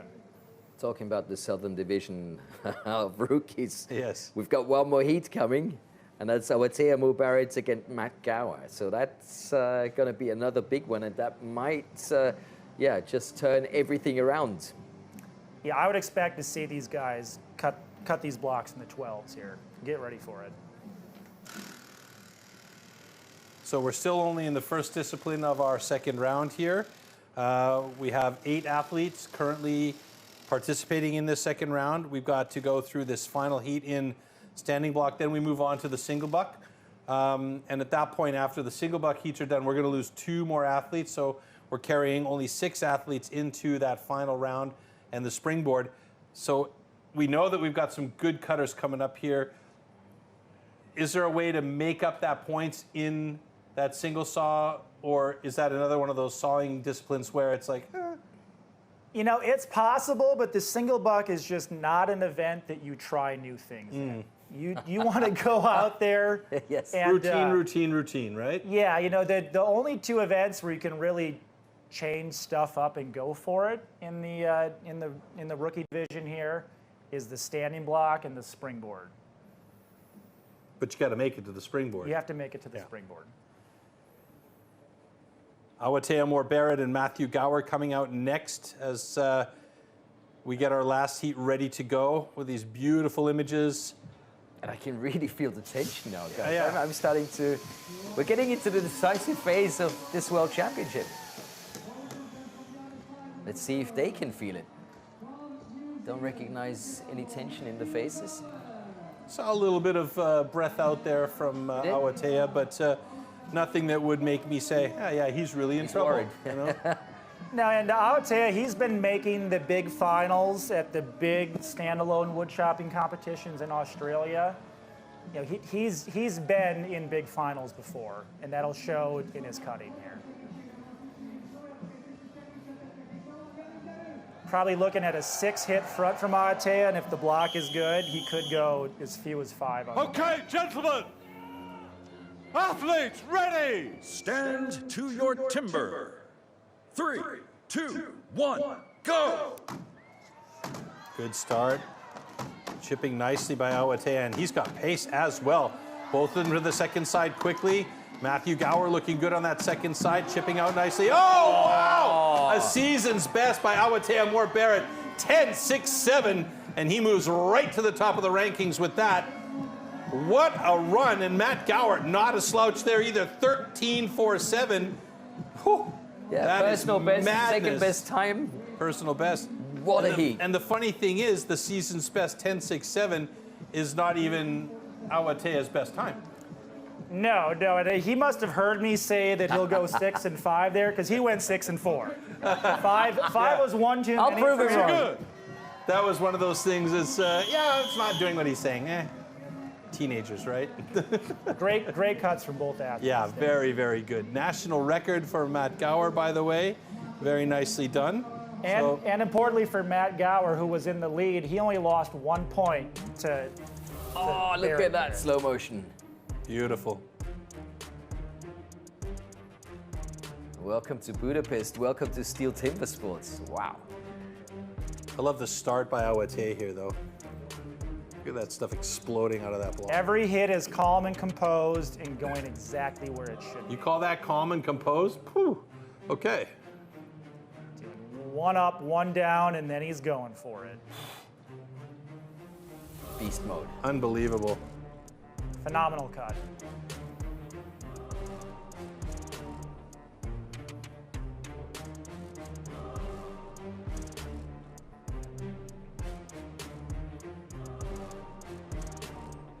A little bit of a sticky X there. What a shot, though. That background, that sky. Oh, man. The golden hour colors have really come out for a gold medal performance. They here are at in that. Detroit. We've gone, Nice. We've gone past the blue hour, and we're in the golden hour, yeah? He knows it. He knows that no one was beating that cut. Not today. All right. So one more time, let's take a look at the standing block chop results. And again, seasonal best, national record, personal bests. Everything you want to wish for, we've got it for you guys. And that's the one we're looking for, the big fight for the trophy. So no major changes there, actually. Matt Gower stays atop the leaderboard. Awatea Barrett in second place. Camille van Remdonk, nice move up by him. The one that's nice for me is Danny Miner. Yeah, I mean, he was on the verge of elimination, Yeah. and now he's in 4th place. Yeah, and very still good in the job. mix for a Yeah. championship. Great comeback by Daniel. And we still have one more event in the second round, so there's still a chance for him to improve. But like you said, don't want to make any changes going into the single saw. And the single saw, like, Sterling calls it the misery whip, right? That's very, very true if you're not making really clean cuts, right? The 2-meter-long cross-cut saw used for the single buck discipline is made especially for competition. A series of consistently patterned 10-centimeter-long teeth are cut with a laser on one side of the saw and then hand-sharpened. Saw teeth are divided into 2 types, cutters and rakers, just like on the old-school saws. The saw weighs about 5 kilos and its base price starts at around 1,500 euros. Single buck. The single buck is a one-man saw about 2 meters long. With this, the athletes have to cut off a complete disc of a 46-centimeter thick wooden block. The perfect interplay between rhythm and strength is the key to success.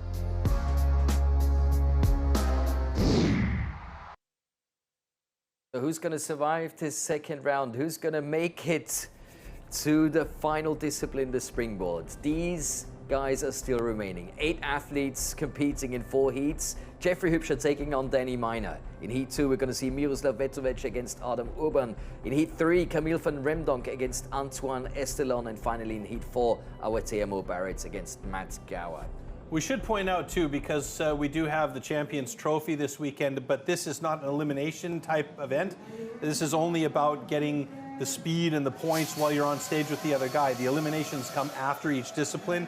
So if you're just joining us on the live stream and our live feed, we are moving into the second discipline in the second round with 8 athletes remaining. And in this round, it's going to determine which 6 athletes are going to move to our final discipline in the final third round, and that is the springboard. Very well said, Troy. Thank you. Thank you, I appreciate that. I'm here for you.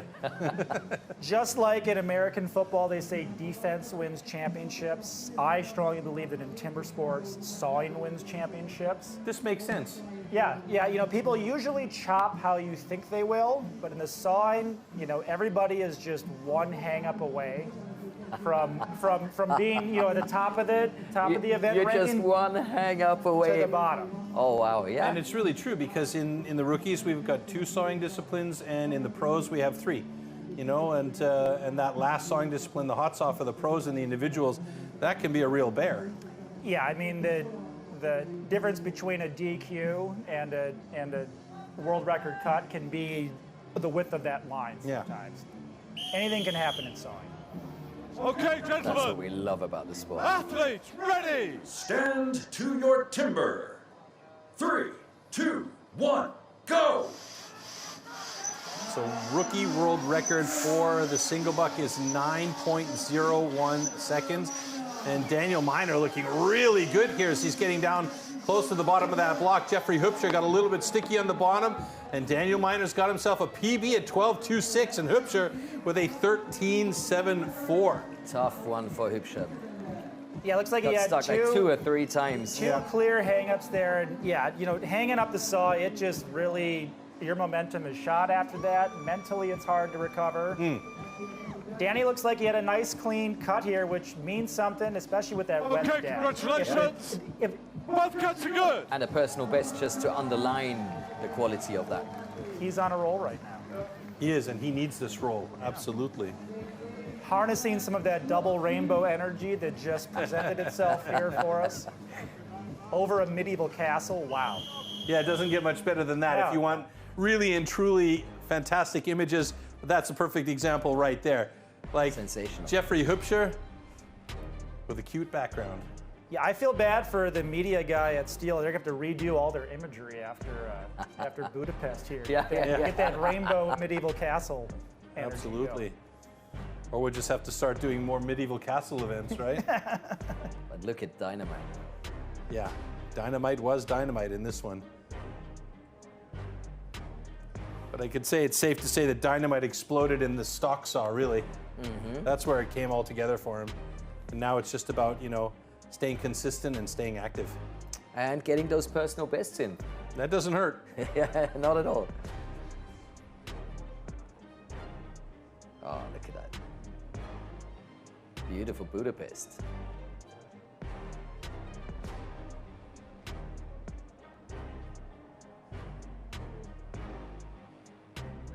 An interesting fact about the single buck is that no event takes as much energy to do as the single buck. Yeah. If you did all the timber sports events for a minute straight, you'd have the highest heart rate by far after the single buck. Hey, maybe I should single buck on a regular basis to get my heart rate up and lose some weight, huh? All right, next up, Miroslav Vetrovic and Adam Urban will be coming out, and you heard the announcement from our announcer on stage there, and the audience just immediately erupted. Well, Troy, you always refer to it as the misery whip. Well, I only took that from Sterling Hart because he called it the misery whip, but it's absolutely true. And I mean, I've done single buck with an M-cut saw, and you know, I can attest it can be no fun. I mean, I really like it, but it can be no fun. I did a media race in Great Britain, and you know, I won, of course, but it was painful. Here we go. Saws are actually some of the most delicate piece of equipment we have out there. Say you happen to run through a knot in some of your training wood. That can demand a full refile of the saw, and there are only 3 guys in the world that do that. Wow. And they're not really cheap, are they? About $3,500 right there. Is that all? Whew, That's all. get me too. Yeah. Just in case. And a good athlete is going to have 3 to 5 of them, usually. Okay. A rich athlete.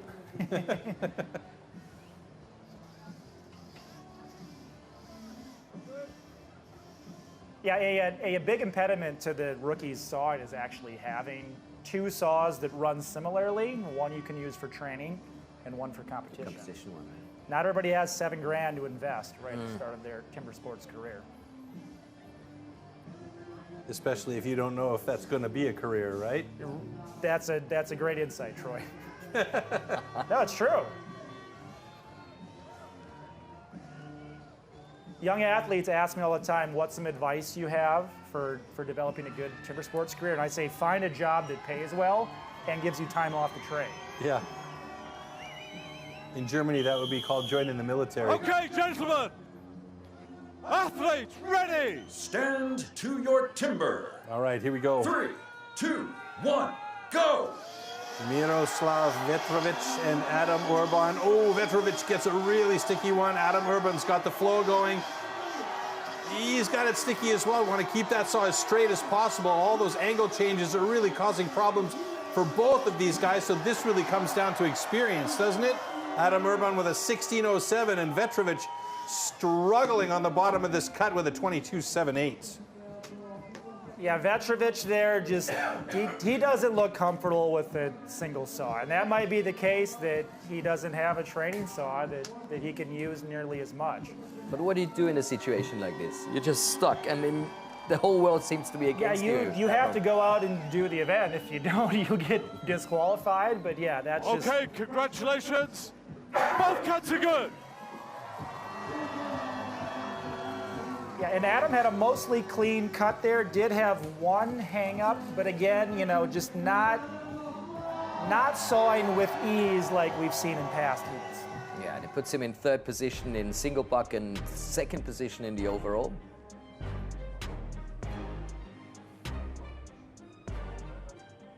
But I love the focus. I love the focus of this guy. Yeah, he's really using the audience to his advantage in this event. And you know, it's really working well for him. He looks like he's having fun out there. Yeah, and why wouldn't he be having fun? Everybody's cheering for him, and he's got a bunch of fans on his side. Oh, what happened there? A little slip? A big slip, if you ask me. Yeah. That explains why he was looking at his hand. I think he might have cut his hand on. Yeah. Something that can happen, it's happened to me a few times, is on a push stroke, when you hang, that hand can come off the saw, bash into the metal on top, and that's blunt metal, but it still can be sharp. I had to get a couple of stitches one time, actually. I've often wondered, and I've asked several athletes about this, would it make sense to have a handle that actually rotates in the stock so that you can stay gripped firmly on the handle instead of having that loose grip and still be able to move the saw back and forth. But then if I think about it, in just moving my hands here now, my bottom hand moves opposite to my top hand, so that wouldn't make sense, would it? Yeah, I don't know. I'm kind of interested, though. I do like testing new. Maybe get a prototype done by. I just wonder if the handle itself rotates in the block, then you could... you know, that's true, because my hands actually, they'll rotate around the handle as they're coming back. Well, these guys don't have a rotating handle, but we wish them the best of luck anyhow. Camille van der Remdonk and Antoine Estelon, our 3rd heat in single buck. Just a little side conversation there that went pear-shaped on us as well. There was a gentleman once that made a spring-loaded handle, and he claimed that it gave him extra power, but no one believed him. And the results a little bit right? like the water-powered car. He got disappeared. Yeah, well, he actually did win a world championship in a 2-man sawing event, so I think people completely discounted him. I'm trying to figure out how a spring-loaded handle would look and work, though. Doesn't make a whole lot of sense to me. You want that energy transferring, not being tamped down. Yeah. It's like sprinters. You want to be able to put that foot on the ground and have that power transfer directly into the ground. You don't want to have, you know, 7 inches of faux padding there. Okay, gentlemen. Athletes, ready. Stand to your timber. There we go. 3, 2, 1, go. Nice start. Both these guys got their saws moving nice and clean. Camille van Remdonk looking very good.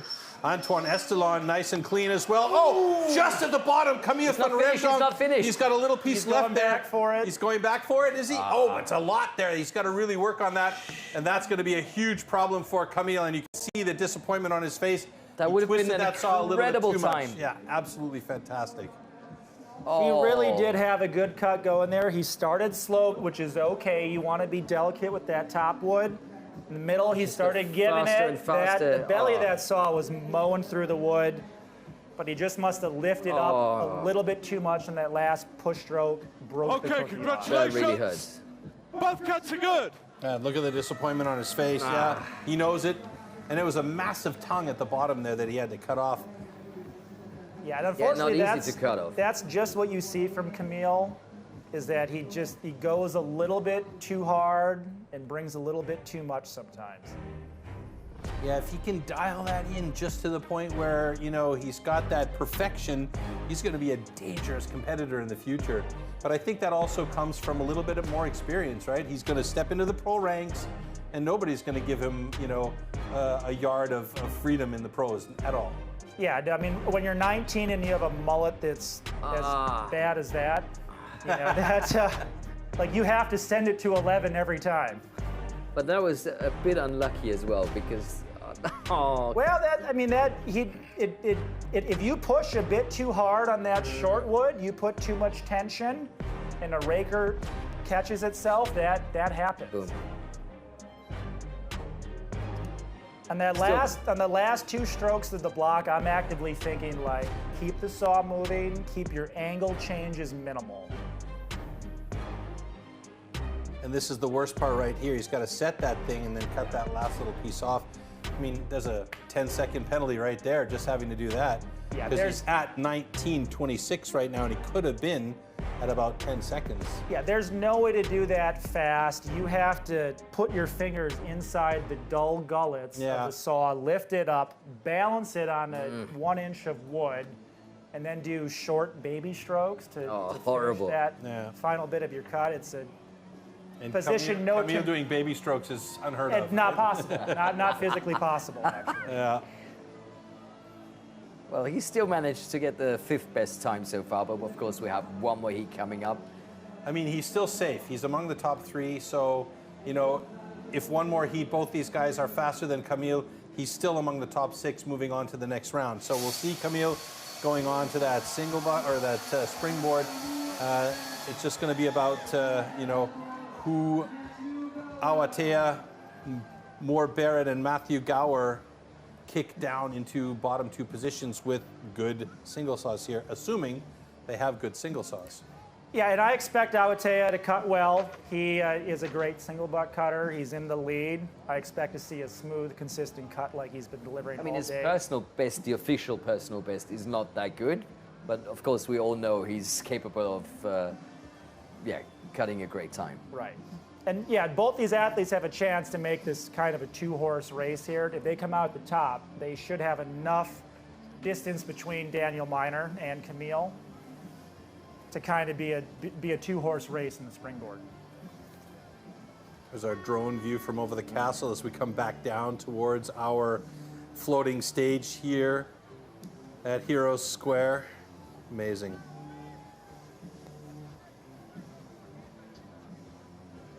Beautiful. And this is used as an ice arena in the wintertime, which is amazing. It's great. Yeah, here we go. Athletes ready! Stand to your timber. 3, 2, 1, go!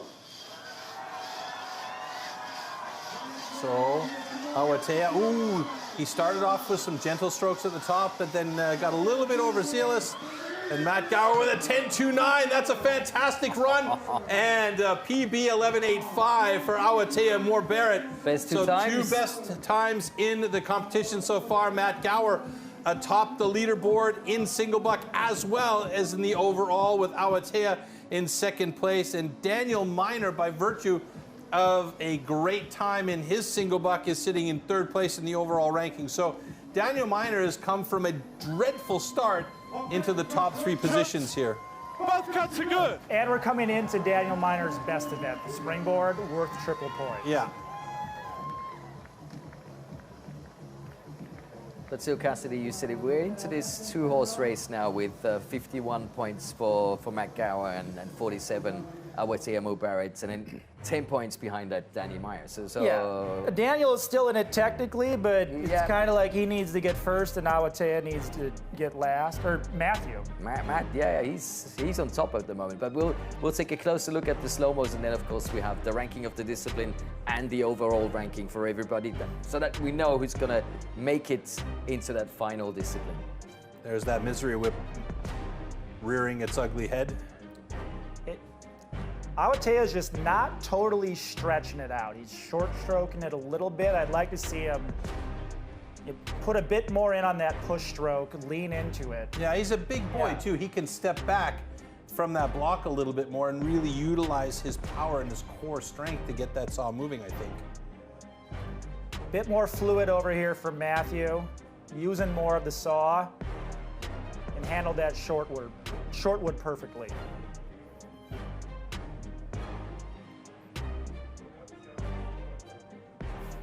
Not too bad. Not too bad at all. So here's the results one more time.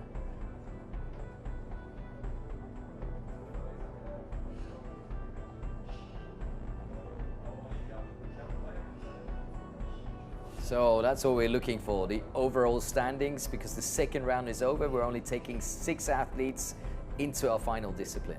No changes in the top 2 positions, top 3 actually. Camille van Remdonk moves up into 4th place, and Adam Urban in 5th place. And now we have an interview. So, ladies and gentlemen, we are here down on stage with 2 great Italian champions. One of them is Marta Poletti, who is taking part in the first ever Women's World Championship tomorrow. Marta, turning back to you first. How are you feeling here in Budapest? Oh, I'm feeling great. It's such a cool location. We love the people. We love being with all the athletes. It's amazing, yeah. Do you have many Italian fans with you? Yeah, there's Alessandro's family and friends and my family and friends, yeah, looking, and we're happy for them to be here, yeah. They have all made the big journey from Bormio to Budapest. Which discipline are you looking forward the most? I don't know. I'll just try to do the best I can. Maybe the underhand, yeah. It's going to be good. It's going to be good. Okay, all right. Now turning back to Alessandro Ciapponi, who is with us. And as I remember, or as I heard, you are a married couple. So what's happening next time? I don't know, but I'm really happy to be here with my wife and competing this stage. It's awesome. It's really awesome. The view, it's incredible. So what I can deserve more than that? So pretty happy. Yeah, that must be a special feeling as a couple to compete in 2 different World Championships. First time for your wife and for you also a big event tomorrow. Yeah, really big event. We're really happy to be here together. Yeah. We're proud to be here, like, as a couple, yeah. Who is better in which discipline between the family? Who is the quicker one? This is a hard question, this one. No, we train together and we try to do our best every time, so we are both good, I think, yeah. All right, thank you very much. We are really, really happy to welcome you here in Hungary. Grazie mille. Now back to the studio. Grazie mille. Grazie mille, hey. I like that. Getting international out here, eh? Yes, and it's a big, big weekend. We've got the Women's World Championship tomorrow for the very first time. Yeah. And of course, the World Trophy. So big things coming up. Make sure not to miss out. But guys, one thing I also want to talk about is not just the competition time, but the off-season. Is that something that's important? Or how important is it at the end of the day? I mean, championships are built in the off-season. You have to be training, you have to be refining your gear, working on strategies to get those overall timber sports points. It is essential to a successful season. You agree? Sure. No, I mean, really, it's like you see it in all sports these days, whether it be football or hockey or rugby or timber sports. The athletes are taking time to make sure that they're fit in the off season and because during the main season, you're traveling so much, you don't have a chance to do a lot of the things that you would normally do to train and make sure that you are fit. So making sure you've got that fitness level and you peak, which is key, is peaking at just the right point so that you're not gassing out, especially an event like the trophy that we're going to see tomorrow. It's a busy, busy event, and you've got to be fit and ready to go. And in the meantime, we'll take a quick look at the clip that talks a little bit about the off-season training, which you guys can also watch on YouTube.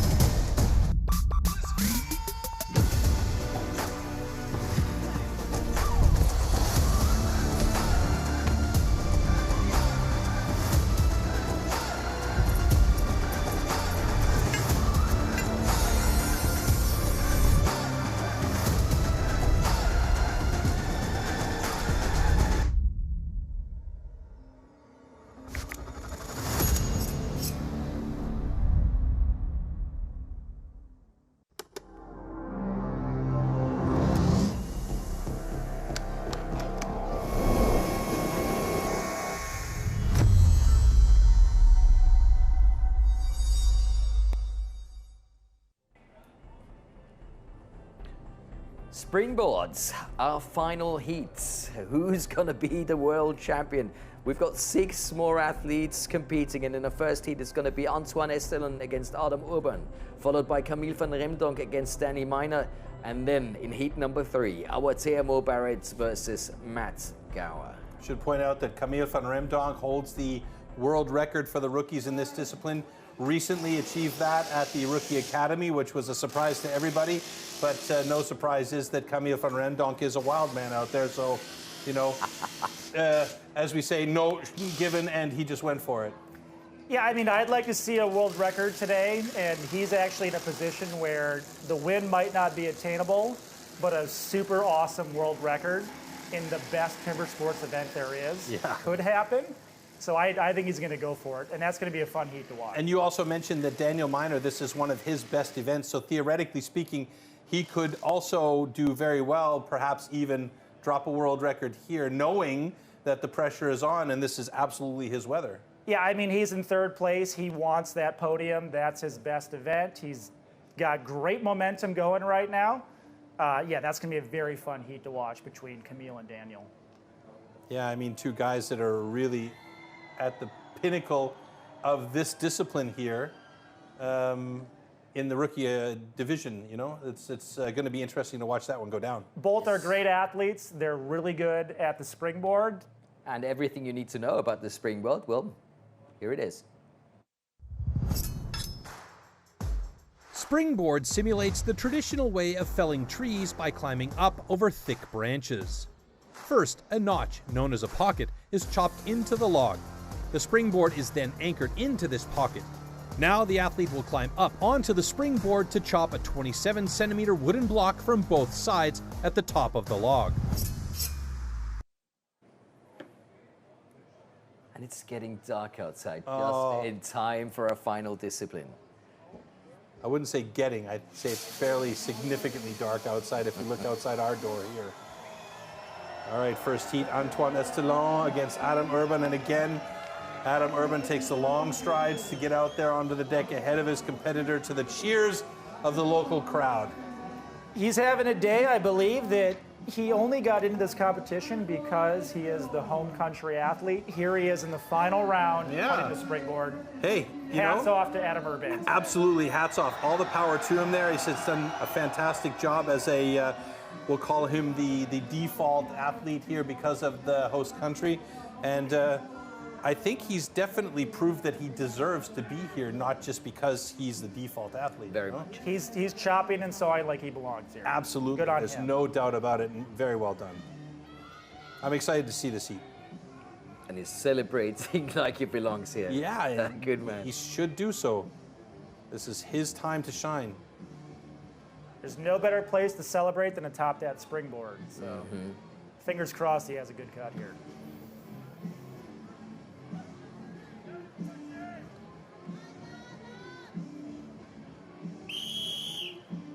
Adam is still young, gentlemen. 18 years old, right? So Athletes, ready! Stand he's showing a to lot your of timber. resilience here. 3, 2, 1, go! How many hits, Cassidy? Well, 4 hits is a perfect pocket. 6 can make it safe. And we're already 9 hits there by Adam. A little bit of house cleaning, and Antoine is already up on top of the block and working. Adam has a good board. Well, Anton's sagging. He's close in. He won't be able to get full power in his swings. So that could give him the advantage, Adam, because he can step back on that board to feel more confident with the power that he can put into it. Correct. He was about 5 or 6 seconds later getting up here, so we'll see. I think he's overtaking him now. Look at that wood. These blocks look harder than what they were chopping in the standing block for sure. We might not get a world record today. So Adam needs to switch to that awkward angle backside, which he's done now. Antoine Estelon is close to getting there, and he is through in 106.48, but good job by Adam to catch up in a 109.75. So pretty solid run given the fact that he had 9-10 hits to get that, or 9 hits to make that pocket. House cleaning got in there about, you said about 5 seconds behind. Yeah, I mean, like you can tell that this is a newer event for both these guys. They weren't totally comfortable in their stance, chopping the pocket. Neither looked super comfortable up on top of the board, but hey, they made the springboard. They made the final round at a Rookie World Championship. Good on them. Okay, congratulations. Both cuts are good. Yeah, and no matter what happens here for Adam, this was a very, very successful weekend for him, without a doubt. Absolutely. And a very enjoyable one. Yeah, for sure. I mean, he should enjoy this. Every scream from that Hungarian crowd is for him. I'm going to give him the unofficial gold medal for bringing the energy. Yes. Oh, yes. Having some showmanship out there. Yeah. And that's also a big part of it, right? You know, that showmanship. For me, it was all about making it fun, keeping it fun. You saw me in Prague there about 7 years ago, going ham every moment I could. Yeah. You can see here, Antoine had his board set, but the sag was evident right away. The classic, the board goes in at a good angle. Once you put some weight on it, it's there. Wah, wah. Yeah, and that forces you to get up close to the block, and then you have to arm chop it, we call it. You're basically using your upper body only. You can't put your legs into it. T-Rex chops, huh? Yeah. Chopping with those short little arms. Oh. That was hard work. Almost into the screw there. You don't want that.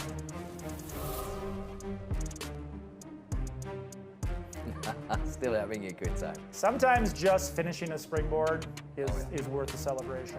I could see that. And his coach was happy too, so that's always nice to see.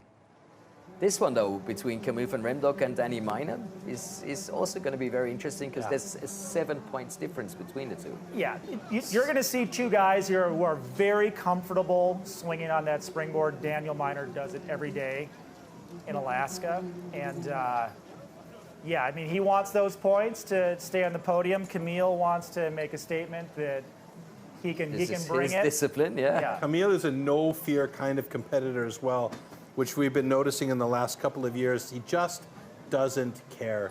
Yeah, he just gets out there and does his thing. And I think for the springboard, okay, yeah, it's a one springboard, so you're not that far off the ground. But as he progresses to the second springboard, I think that's going to play a big role in how well he does in this discipline. Because he just doesn't seem to mind the damage and the danger that is evident in this discipline. Yeah, and that's kind of what you need to really be a good springboard cutter, is you need to lose that fear factor. Yeah. And I'll tell you right now, you're not going to see that in these two guys at all. They're gonna be jumping right up onto that springboard. No gingerly walk up onto the stand. No stepping on it. They're going to jump right up there and start launching off their back foot, whether the board is good or not. And to tell you the truth, there's not too much to lose. I mean, we're talking about a podium, but you have to be fast to claim that medal, and it's all or nothing. Yeah, and I was talking to Daniel, this is one of his best events, and this is the point of the competition where you really throw it out there. He's in the bronze medal position right now. He wants to keep that. But he's thinking, hey, if I have a great cut, and Matthew points, or... he's got 55 points at the top if he's fastest today. That would put him in 3rd place, assuming... Yeah, and if he can get first and Matthew and Camille can sneak in between him and Awatea, then he's looking at a potential, silver or gold medal. Yeah. And let's not forget that Camille holds the world record. So this is going to be a really, really exciting one. So if you're Camille, if you're in Camille's head, are you going world record number 2, or are you going... I would go for just go fast? Absolutely. World record number 2. Full send world record. Yeah. Let's go. He's 7 points behind Dynamite, so he has nothing to do. Yeah, exactly. Yeah. The first place is his only chance at a podium position as well. Full send. Let's go. Oh, I can't wait for that heat. I love it.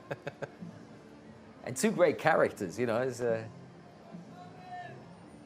I mean, Camille would have been in a much higher position were it not for the ugly single buck, because he's been pretty consistent throughout the day. 3rd places in underhand chop, stock saw.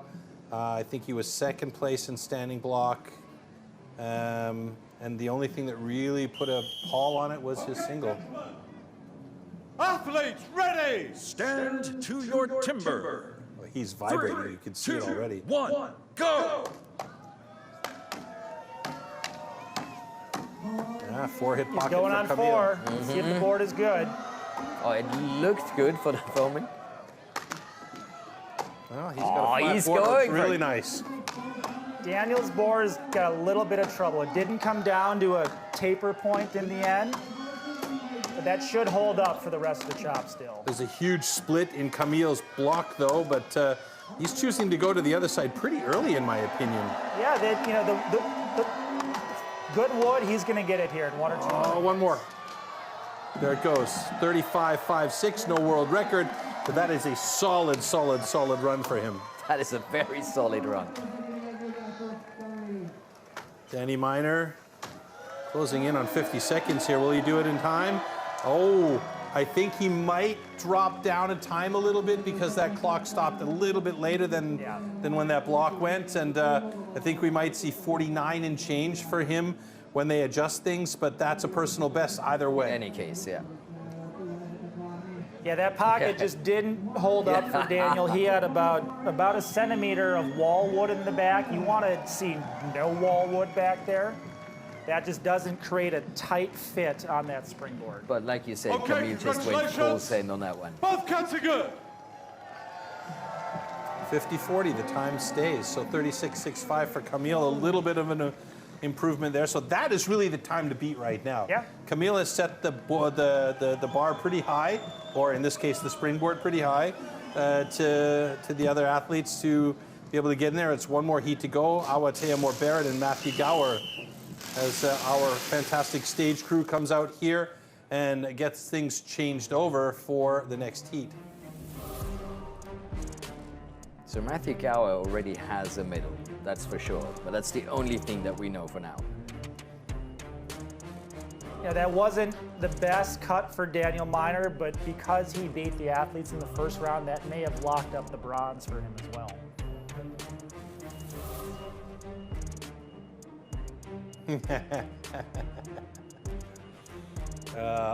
Those little irritating threads that are holding on, that must But it's drive the you second nuts line, as an athlete, yeah?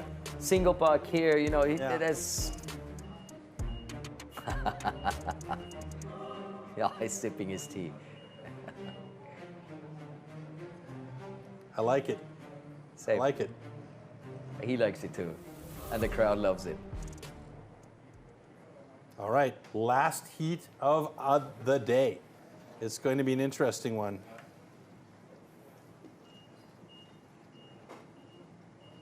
So at the moment, Camille van Rendonk owns 3rd place and that 18 points. So an interesting development we have here is that Gower is 4 points ahead of Awatea. 3-point differential in this event, so Awatea is going to have to beat Camille and have Matthew come in behind Camille in order to get the win here. Oh, interesting is right. Yeah.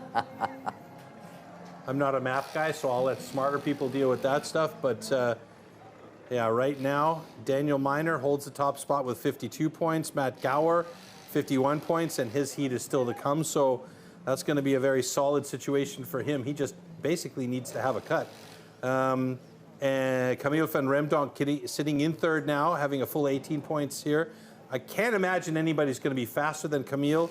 So it's going to come down to see how Matt Gower and Awatea Moore-Barrett do here in this discipline. Awatea currently sitting in fourth place with 47 points. So again, for him, you know, he needs to have a solid time to get among the medals. It's just going to be interesting, like you say, Cassidy, is to who gets to where. Correct. Also, just doing some. You just made it even more complicated for me. I know, but that's my job. I'm here to make things as complicated as possible. Ask my wife. If you guys want some more please. lumberjack math here, I'm looking at it, and hypothetically, if Awatea and Matthew both cut in between the time of Camille and Daniel, Camille can still get on the podium in the bronze position. That's the power of triple points. Yeah. Springboard. Mm-hmm. Yeah, guys, this are beautiful pictures. My brain is trying to calculate the different possibilities. I just want that heat to start so we know who's going to be the new rookie world champion. Oh, wow. And that stage is really phenomenal. Something about that wet wood that makes it look like a polished roller disco floor. It's got a nice shiny gloss on it. Yes.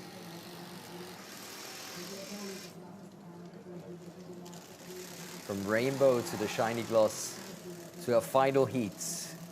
Australia versus New Zealand. Awatea Moore-Barrett taking on Matthew Gower. Whew.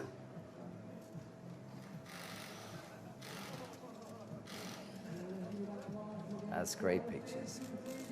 All the guys on stage waving at the waving at the drone as it goes by.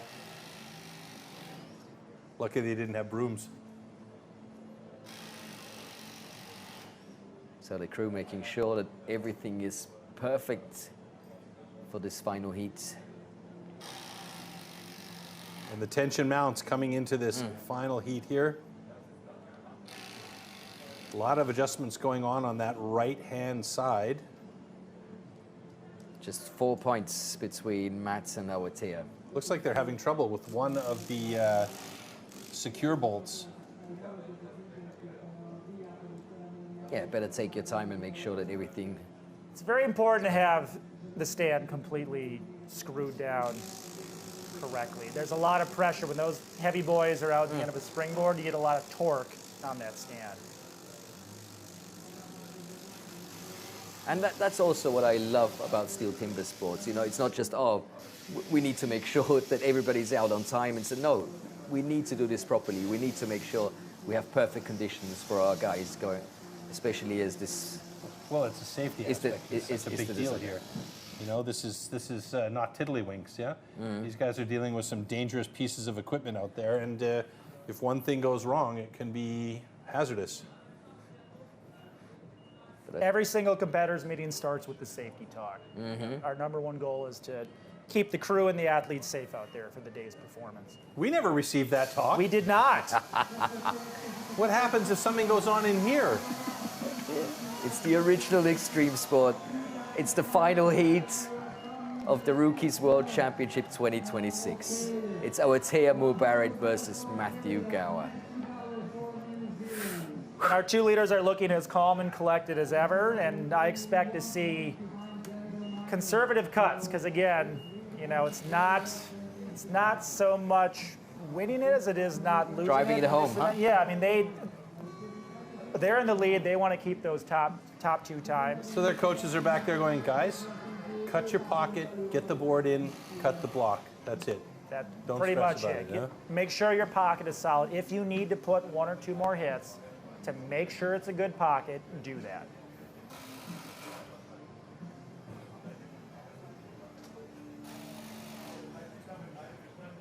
All right. 10 more seconds to go before we get our warning and start. There we go.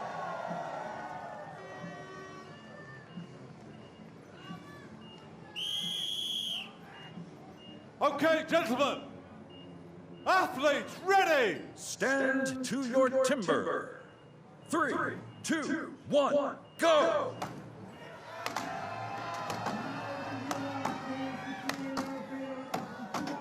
So like you mentioned, they're taking a little bit more time for that pocket. Matthew Gower got up there in, I think, 7 hits. Awatea. Yep. And that's a good board for both of them. Yeah, Awatea's got a solid board as well, so he can really utilize that power that he's got. Matt Gower is up there looking very good on that first side as we get this drone flying around the perimeter of our stage here. Oh, nice, beautiful close-up shots there from our on-stage cameraman. Camille's time was 36.65. Not going to reach that. Awatea already on that second side, struggling to get through there, but he's got a 47.4 and a new national record for Matt Gower with a 41.01. Oh, wow. Great times. It does not get much closer than this, guys. But folks, you know what? 1 point the difference, right? Camille van Remdonk is a bronze medalist. He is. That is sensational. That is crazy. By 2 points over Daniel Miner, so that's how close that race was. Matt Gower is your new rookie world champion, and Awatea Moore-Barrett 1 point behind him in silver medal position. If both cuts are good. If both cuts are good, we're not official just yet, but I'm saying. Okay, congratulations. Both cuts are good. So there we go. It's official. National record for Matt Gower and a personal best for Awatea Moore-Barrett. Fantastic runs for both of these guys. Very well executed. Conservatively cut, as you mentioned. So, yeah, absolutely on point. And not only a national record, but a world championship title. Wow. It's a great performance from Matthew Gower all day. Yeah. Consistent, clean cuts, all 5 events. That's what wins Steel Timber Sports Championships. Yeah, what did he have? Second in the underhand chop, third in stock saw. He had second in standing block chop, first in single buck, then the springboard with second place. So, I mean, that's a really, really consistent, solid performance throughout the day. Top 2 in all premium points events. Yeah. Well deserved. Well deserved. And still only 1 point the difference between gold and silver. Yeah. And that's the way we like to have it. It's close. Yes. It's exciting. It's fun to watch. And you can see these two guys, they're loving that moment right there. Both of them on stage, looking at each other, arms up in the air. It was a great heat. And Laszlo, hopefully very soon, will have an interview with the new rookie world champion for us. And we're happy to take a closer look at the final Look rankings. at that time difference of 40-50 to 40-55. Like, holy moly. And let's hear it for Camille van Romdonk. Yeah. Sending it in the springboard, getting himself onto the podium. And let's not deny Daniel Miner his kudos as well, from where he was to where he is. I mean, 4th place, not podium, but he did a great job. But 0.5, like you said, imagine Moore-Barrett up there. But Gower, he is the new world champion, and we've got him talking live to Laszlo right now. So here comes your new rookie world champion. Ladies and gentlemen, we are here down with the new world champion on stage, Matthew Gower from New Zealand. What a show for the last heat. Matthew, take us through your race. What happened in the last heat? That last heat, it was, a lot of pressure on it to get the job done. Just knew I needed to go out and put a good pocket in and get up on that board, and I know I can cut strong up there if I get a good board. And Were you ever worried that what happens if you're going to make a podium or the World Championship? How did your race go altogether? Yeah, altogether I'm stoked with my whole performance. I stayed consistent over the whole show. You can't ask for more than that, yeah. In New Zealand, you have really great champions, past and present. What's your future? Yeah, hopefully it's a big one. Jack's next. Try and take him down. All right, thank you very much, ladies and gentlemen. That's your new world champion, Matthew Gower. Back to the studio. the gauntlet thrown down from Matt Gower towards Jack Jordan. Jack's next. Arr. Yeah, but I think he meant Jack's next tomorrow to claim the still, title. That's your interpretation. How do you interpret that, right? Fantastic. The newfound confidence of a newfound champion. There you go, right? Rookie world champion. Fantastic run. Sensational. How close was that till the very end? So one of the best competitions we've ever seen. Absolutely amazing. Yeah, it's been a fantastic day here in Budapest, but it's not over yet. We still have our award ceremony coming up, and then tomorrow we have our Women's World Championship. The very first one? The very first one ever at 4 o'clock local time, and then at 7 o'clock local time, we have the Champions Trophy, my all-time favorite format. I love it. It's tiring for the guys, but it's worth it to watch it, so do tune in again for that as we get set up for our award ceremony here on the main stage in a second. Cassidy, what are your thoughts on today's action? Well, I was really happy to see that we got 5 solid performances from our gold and our silver athlete. Usually certainly did. Five solid performances gets you the win. For I would tell you today, it wasn't quite enough. Matthew Gower brought a little bit more speed in the 0.5 seconds in the last discipline. Yeah, that made the difference. And that got him the win. It was a great race to watch all day. And then having Daniel and Camille kind of jump each other for third and fourth, that was fun to watch too. And hopefully fun to watch is the winner's ceremony. We've got our hashtag STIHL TIMBERSPORTS for you guys. If you've been to Budapest, if you took some pictures, if you made some videos, if you found new friends, well, we'd love to know. We'd love to watch that. And hashtag Kiss My Axe. That's the one. If you took a picture of Troy, for instance, make sure to add that hashtag. We'd really enjoy that. And like you mentioned, I mean, be part of tomorrow's competition day. It's going to be amazing. For the very first time, we're going to have a women's world champion and then the world trophy at 7. Yeah. Maybe Jack is next. 10 fantastic women are competing tomorrow, and I believe we have 16 guys competing as well tomorrow, so it's going to be a lot of fun. Let's head over to the main stage for our award ceremony.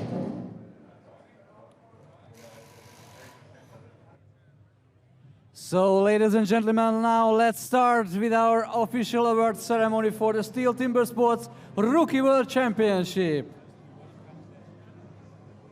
First, let's celebrate our third place and winner of the bronze medal, representing Belgium.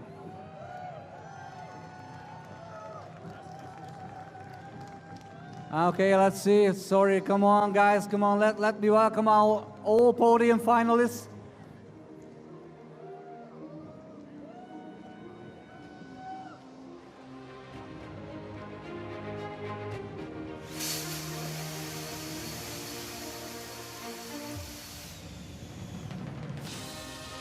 So now are coming our podium finalists. Let's make a big round of applause. Come on, guys, come on.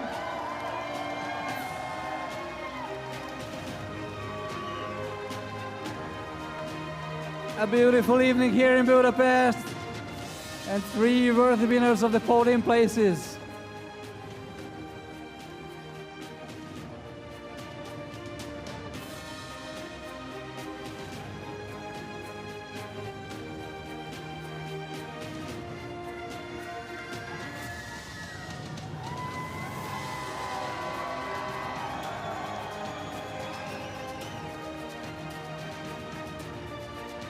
And now we can welcome our podium finalists. Let's give it up for third place and winner of the bronze medal, representing Belgium, Camille van Random!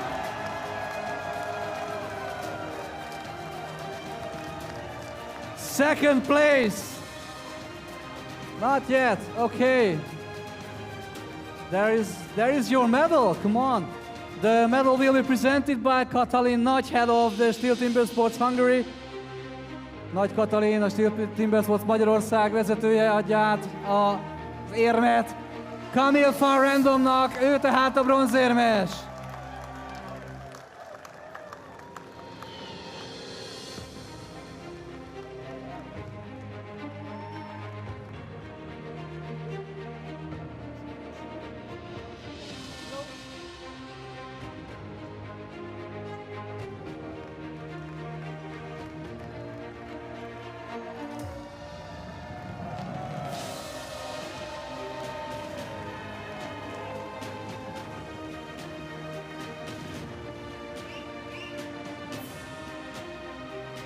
And now, second place and the winner of the silver medal, representing Australia, Anatea Moore-Barrett. And the medal will be presented by Mr. Marcin Borkowski, head of STIHL TIMBERSPORTS Eastern Europe. A díjat Marcin Borkowski adja át, a kelet-európai igazgatója a STIHL TIMBERSPORTSnak.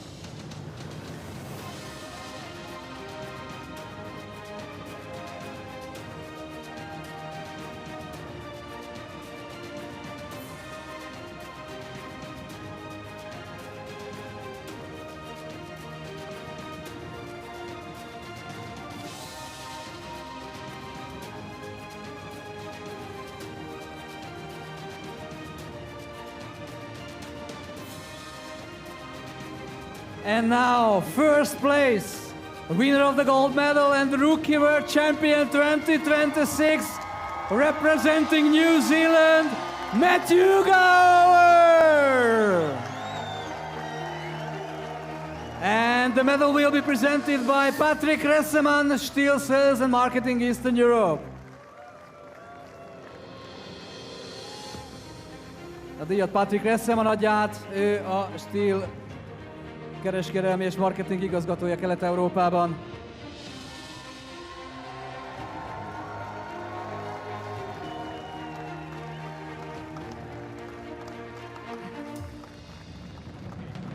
And that's not all. Here is the trophy for the winner. From New Zealand, Matthew Gower. Trophy will be presented by Gábor Bakon, Managing Director of STIHL Hungary. Érkezik tehát a trófea, Bakon Gábor úr adja át, a STIHL Magyarország igazgatója.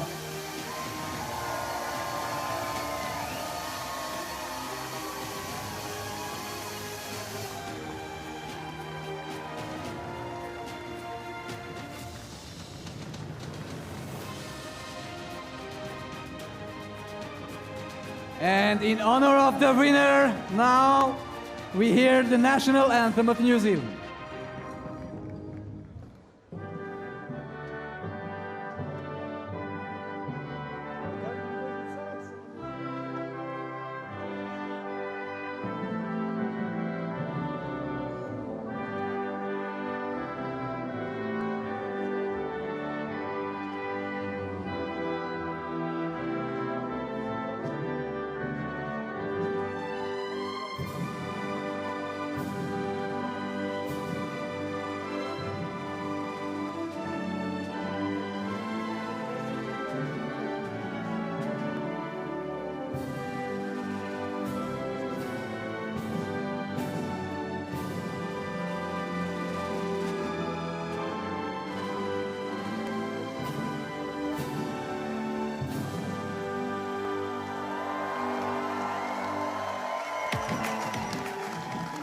Come on, let me hear your voices. And now, gentlemen, you can start to celebrate with the champagne!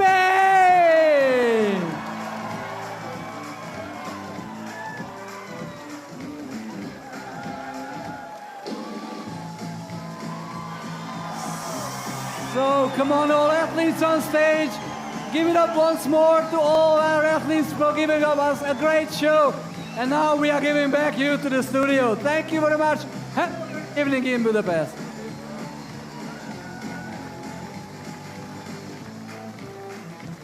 Crazy. Love it.